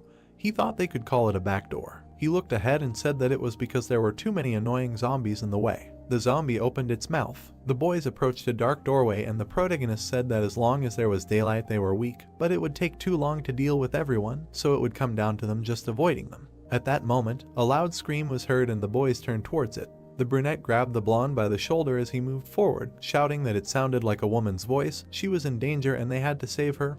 Iijin told him to calm down and wait. The protagonist stared. Strange sounds were coming from the door. They kept coming from there. The protagonist rushed there, saying to hurry up. The guy asked in confusion if he was going to help. Iijin smiled evilly and said that if it was an NPC, he would help find him later if he wanted, and if it was a player, then even better. He ran into enemies first and they should take advantage of this opportunity. Drake remained silent in response. Then he ran, saying that it seemed true, he was sorry and they would save him if he survived until they returned. They ran inside, and he asked the protagonist what they were trying to find here. The protagonist looked somewhere to the side and said that he found it. A dark silhouette was standing in the corner. It was the gossip Camilla. She rushed at them with her arms outstretched. Drake shot her with an arrow and said that she did not seem that strong, and asked if monsters like zombies like this one did not have a self-destruct function. The doll fell to the floor and he said that it was not this one, to which Iijin replied that he had a keen eye. The doll's body glowed blue and the guy said that something was appearing. Camilla the spirit appeared and asked if talking about what rumors were saying was a great sin.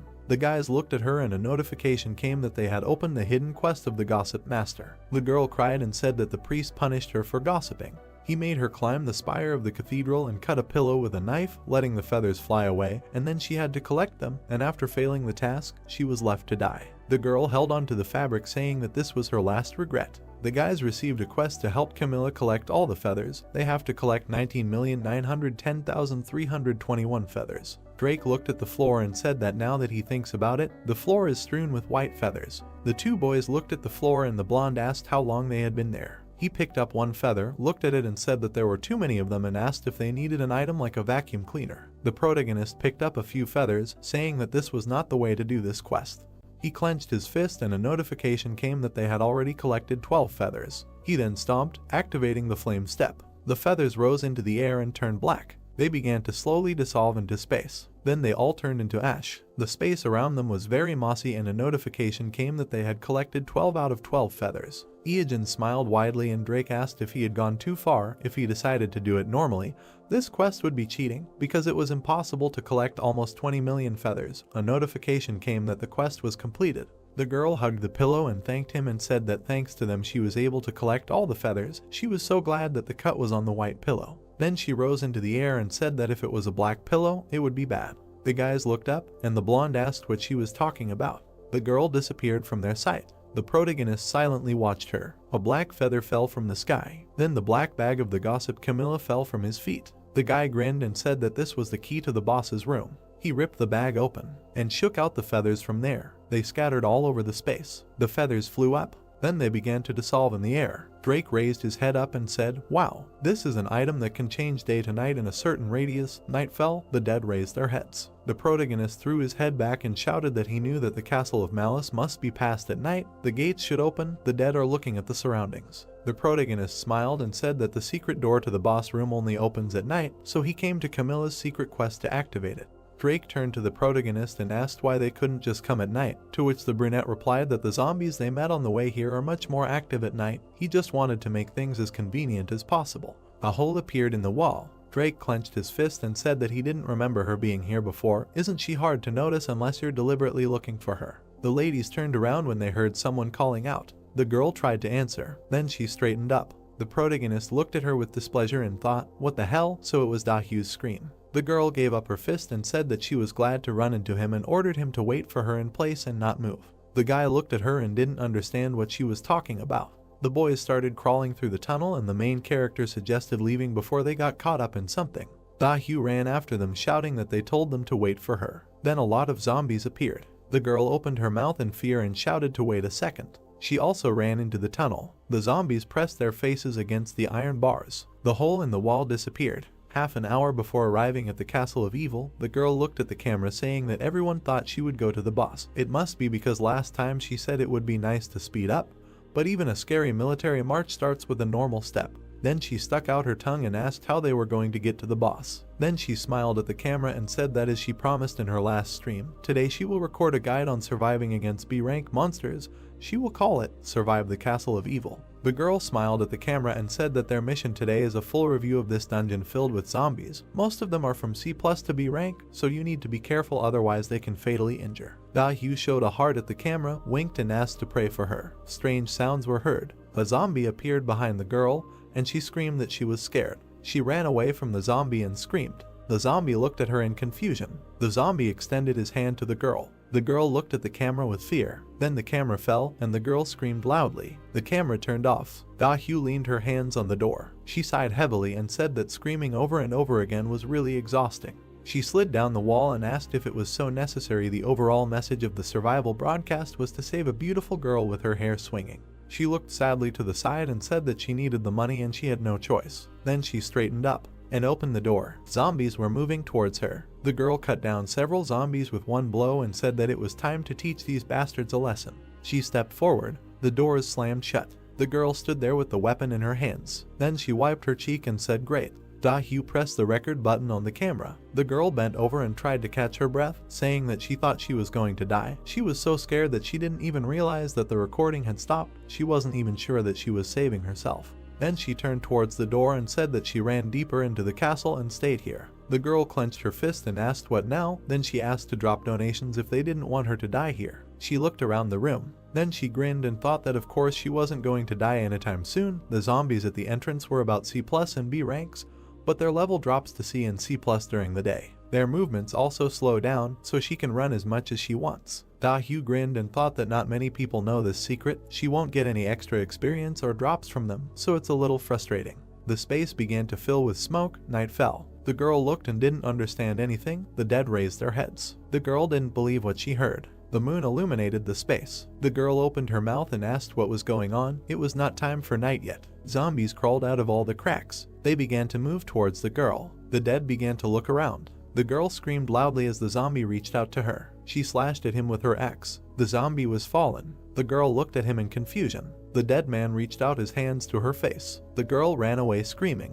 While running, she turned around and didn't understand what was happening here. She was really surrounded by C+ and B rank monsters. The girl heard a familiar voice. She gritted her teeth and said, "Just don't tell her that it was dead water." The zombie raised his hands. The girl kicked him in the face. Then she continued to run away from them. She ran deeper into the room. The guys turned towards the sound. The girl fished from behind at the bottom of the hole in the wall and thought about what it was and what they were doing opposite her. She looked at the wall and thought that they had found a corridor leading into the depths of the castle. The zombies ran after her. The girl gritted her teeth and said that now was not the time to think. She rushed after the guys. She slid into the hole. She fell, hit herself and asked what this place was and realized that she was sitting in blood. Then she looked at the protagonist and asked what he had done and that the night had come too early, to which the guy asked Miss Boss Beauty to calm down, and the girl asked again what he called her. The protagonist looked forward and asked that she would not have the nerve to be angry with him here. The girl looked at him in surprise. Sounds were heard from the depths of the tunnel, and the protagonist said that in the end, this was not the safest place and she had better take care of herself.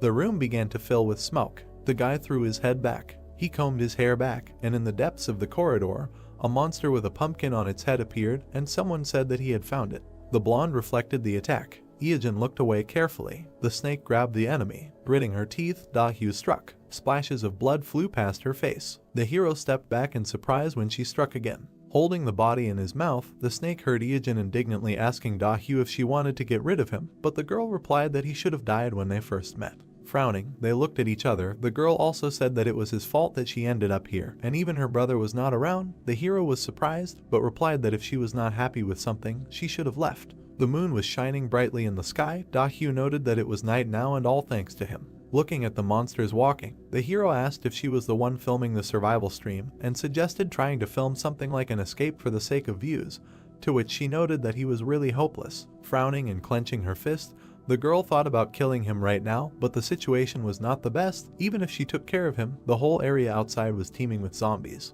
A thought appeared in the haze. If it was only him, everything could have turned out fine, but Drake. Imagining the blonde behind Ijin, she decided that she would have to deal with two players from the unofficial ratings at once. She closed her eyes and took a deep breath. Then, putting her hands on her hips, she said that she could do little alone and would go with them, because in the end they could become a team, and she was useful for the tank. A message appeared stating that the guild had sent a request to create a team. Her hand touched the reject button. Indignant, Dahyu opened her mouth wide, asking why he did not accept. Ijin replied that he did not want to. While striking, Drake listened with a smile as the hero said that creating teams was not his style, to which the girl objected that he was a liar. Because he had archers, Ijin replied that they were not in a team, but just walked together, to which the blonde agreed. Then the confused girl extended her hand, asking that there was nothing wrong with being on the same team. He could take any item that dropped. He wouldn't even have to share experience, so why not create a team on paper? It would be better for both of them if they joined forces. The girl opened her eyes in surprise, hearing the words about her axe. The axe was glowing brightly. Looking at the weapon, Ijin said that if the girl offered this item, he would consider her offer. Dahyu frowned.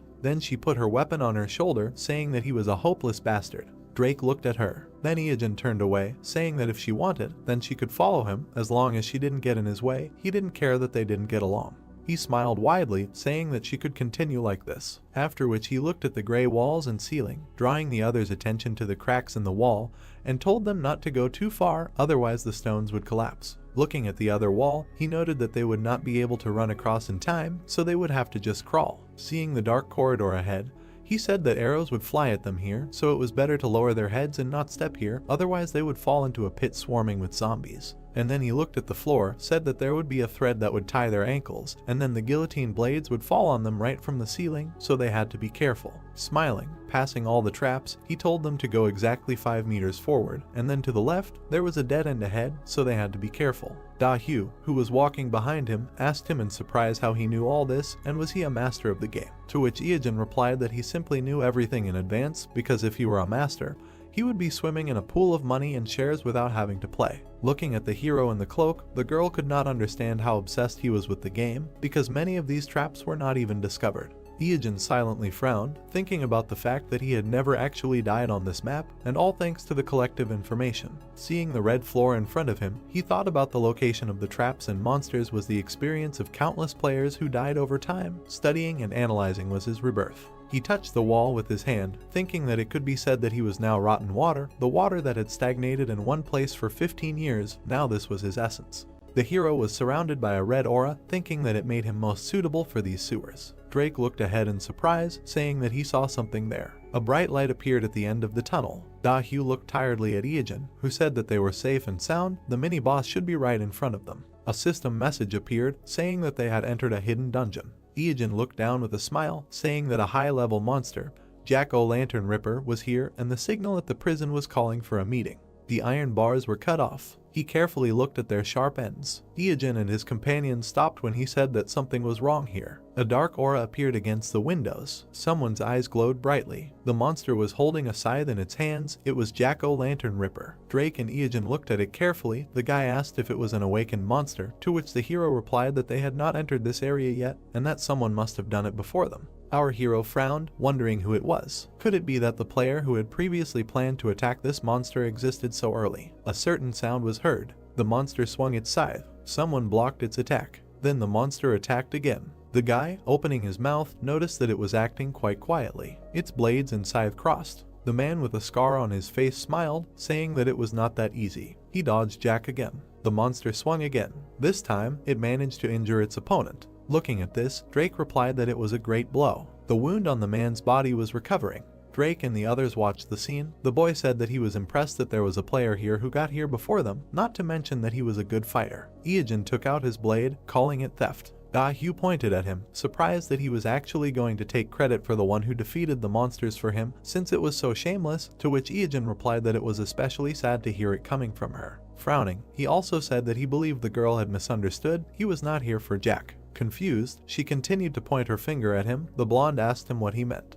Drake looked at the scarred boy's face, outraged that he had already gotten here. Staring at him piercingly, the hero decided that he had to kill him immediately before this situation got out of hand. He saw a man in front of him, saying that this is the most scandalous, the most famous player, and an unusual serial killer named Zodiac. He imagined a newspaper, thinking that he could remember the headline in it from his past life, although he does not even remember when it happened, because the number of his victims was in the hundreds, and most of the murders occurred due to conflicts on the network. Zodiac stood handcuffed. He is not an ordinary player, but a real monster. Seeing how the man fights Jack, the hero thought that this same monster continues to hunt. Zodiac repelled Jack's attack. Their blades crossed. The man fought against a Ranka monster. Wounds were visible on the monster's body. His hand was also cut. The monster held his scythe. This monster has 1.5 million health points. He is standing here in a critical condition. The man lowered his hand with his blades. Then he brought it to his face, noting that Ranka is not a joke at all, and they are both exhausted. It took longer than he expected, but it seems he is almost done. Taking his hand behind his back, Zodiac said that it is the end. Suddenly, arrows hit him. The man looked at the arrows in his hand. Drake held the crossbow in front of him, saying that this is a strange reaction. Zodiac looked at him. Then he rushed forward. The blonde was able to block his attack. Zodiac frowned slightly, surprised that there is a player who got here. The blade left a bright trace. Drake fired again, but missed. Meanwhile, the man attacked the blonde. Bright sparks remained from the impact of the blades. Drake smiled, thinking that this is true. He remembered his words about how if it was PvP, he wanted to try it first. Then Ijin stood in front of him and gave him advice about how the man was known for being a pervert. With a smile on his face, he warned him to avoid close combat. Normal people often get scared when something goes wrong, and even in a game with automatic pain suppression, it is impossible to ignore the body's unconscious reflexes, but this does not work with Zodiac. Then he imagined the man in full height, saying that when an arrow is fired, he looks at it without blinking, and only before it hits the body. He dodges. Leishman syndrome is a rare disease that causes the inability to feel pain, and therefore Zodiac does not know what it means to flinch. Then the blonde licked his lips, remembering the words about how the enemy never felt pain, using the split second that usually goes to blink or flinch to accurately calculate his movements, and repeated the idea of avoiding close combat. Drake held his blade out in front of him, saying that hearing this made him want to test himself even more. Zodiac looked at him in surprise. He then had to dodge the attacks. The swings of the blades left bright marks. Drake tried to attack Zodiac again, but the man blocked it. Sparks flew from the swing of the blade. Looking at his opponent, Zodiac said that the blonde was strong, and it seemed that this was not the first time for him. Ijin had a smile on his face when he thought that most people would perceive Drake as losing, since the archer was always at a disadvantage in such tight spaces. Frowning, he mentally noted that this scoundrel was strong even in close combat, and after watching him for a while, he realized something. Seeing the confident smile on his comrade's face, the hero noted that he loved PvP more than anyone. Zodiac's swings left red marks. Drake frowned, thinking that he might have good stamina and items, but his techniques definitely lacked precision. The scarred man looked at his opponent seriously. Then the blonde looked down in surprise, thinking that he didn't have much health left and could keep up this pace. Drake gritted his teeth, saying that he felt like he was paralyzed, although he was only slightly grazed, but the damage was insane. The zodiac blades were surrounded by a glow from the special effect of the Knight of Dismemberment's claws. The blonde aimed the crossbow, thinking that the 5th strike would deal colossal additional damage. The man dodged the arrow, saying that the guy was too slow. Then he rushed towards him, saying that he had fun, but he should die. Suddenly, someone's boot hit his face. It was Iajin, who put his foot forward, using a flame step. Standing in front of Drake, the hero asked if he was in their way, to which the boy replied that he was angry, but it was better than dying. Seeing Zodiac pinned to the wall, he asked if he was really dead. The man raised his head from the hole in the wall. Looking up and breathing heavily, he asked them who they were and where they came from, calling them abominations. Iajin had already rushed towards him, thinking that this idiot was still alive because he hit with a boot and not a weapon. Seeing Zodiac put his hand behind his back, he thought that it was still hard to stand after a direct hit with an rank item. Dodging the attack, the hero did not understand how much health the enemy had. Closing his eyes, Zodiac dodged the attack, saying that he had dealt with many abominations that were in his way. Afterwards, he looked at the hero again, saying that he felt some kind of intent from the two of them. The man rushed towards the hero, saying that he didn't quite understand, but Iajin kicked him in the arm. Then Zodiac looked down. Iajin gritted his teeth, telling his opponent not to be surprised, because he would kill him. He managed to tear off Zodiac's arm. A blade appeared from the man's boot. He directed this leg forward. He managed to strike the hero. Zodiac frowned and looked down. The blade on his leg was broken. Dark aura was coming out of Iajin when using the special effect of the heart. Zodiac dodged the attack with a dagger. Seeing the hero in front of him, Zodiac smiled, noting that he was using an unusual weapon and even his armor was funny. Drinking the potion, Iajin asked him if he thought it was comparable to his armor. Then the man lowered his eyebrows, saying that they were starting to irritate him. Some sound was heard. The pumpkin-headed monster grabbed his weapon Jack had recovered. Looking away, Zodiac called him a thorn. Iajin frowned, thinking that he had to be careful if he wanted to kill the man and avoid Jack. The monster stood next to him, and the hero thought that one wrong move and Zodiac would be the winner. Zodiac looked away. Dahu stood with her arms folded across her chest when the man addressed her. He raised his head, offering her to team up, saying that he could see that she wanted to kill him. A sly smile appeared on his face. Iajin smiled in confusion. The girl frowned in thought. A message appeared, saying that Zodiac had invited her to join the team. Standing over him, the girl thought about how he knew that she was planning to kill Iajin. She gritted her teeth, thinking that she was going to kill him when she had the chance, but she hadn't had the chance yet, so she was still waiting. Dahu closed her eyes, thinking that if he was at full health, they could do something. At that moment, a voice said not to listen to the man with the scar. The girl thought that Zodiac could be used as cannon fodder, but he still advised her to listen to him, because if she stayed with the protagonist, her path would be over. Without opening her eyes, the girl realized that now that she thought about it, the situation didn't seem so dire. Iajin said that she would get into trouble. Irritated, Dahu looked down, telling the protagonist to shut up, to which he replied that he knew what she was thinking, but she should forget about it. Iajin smiled, saying that he was just warning her from the bottom of his heart. Then the girl furrowed her brows angrily, saying his name in her mind. In the fog, thoughts of how many times she died because of this pervert and how many times he stole from her appeared. The girl gritted her teeth, recalling the past, thinking that the potential damage he did was impossible to predict everywhere. She did not think that she could seriously trust Zodiac, but she could use it. The axe touched the ground. She thought that in any case, she had something to rely on. She smiled, saying that her revenge would be cruel. Then she pressed the accept button. Iajin put his hand on his head, saying that he warned her. Drake asked if the hero was okay, and said that he thought that her level was quite high and it might be difficult if she went against them. Rushing forward, she thought that he was the most insane, and she would take revenge on him for everything. Her eyes widened in surprise. The girl fell to the ground. Lying on the ground, she raised her eyebrows in surprise, saying that she was rapidly losing health and did not understand why. Zodiac, who was standing behind her, laughed. He had the Eye of the Voodoo Queen artifact on his neck. He thanked his partner. The hero looked at the necklace in surprise, thinking that the distributor was a special effect that redirected part of the damage to team members. Looking at the red eye of the amulet, the hero reasoned that if one of the team received 100 damage, the other 99 members could receive 1 point of damage each. But the problem was that the owner of the necklace could assign how much damage a team member would receive, and Dahu was the last to join the team, and Zodiac gave her 99% of his damage. The blonde looked at our hero in confusion as he cursed in his mind. The thought flashed through his head that the enemy was one step ahead. Looking at Zodiac's body, he saw that he was wearing the Caltro lizard armor and thought that its specialty was fast regeneration, and his weapon was a Wadao with a special dismemberment effect.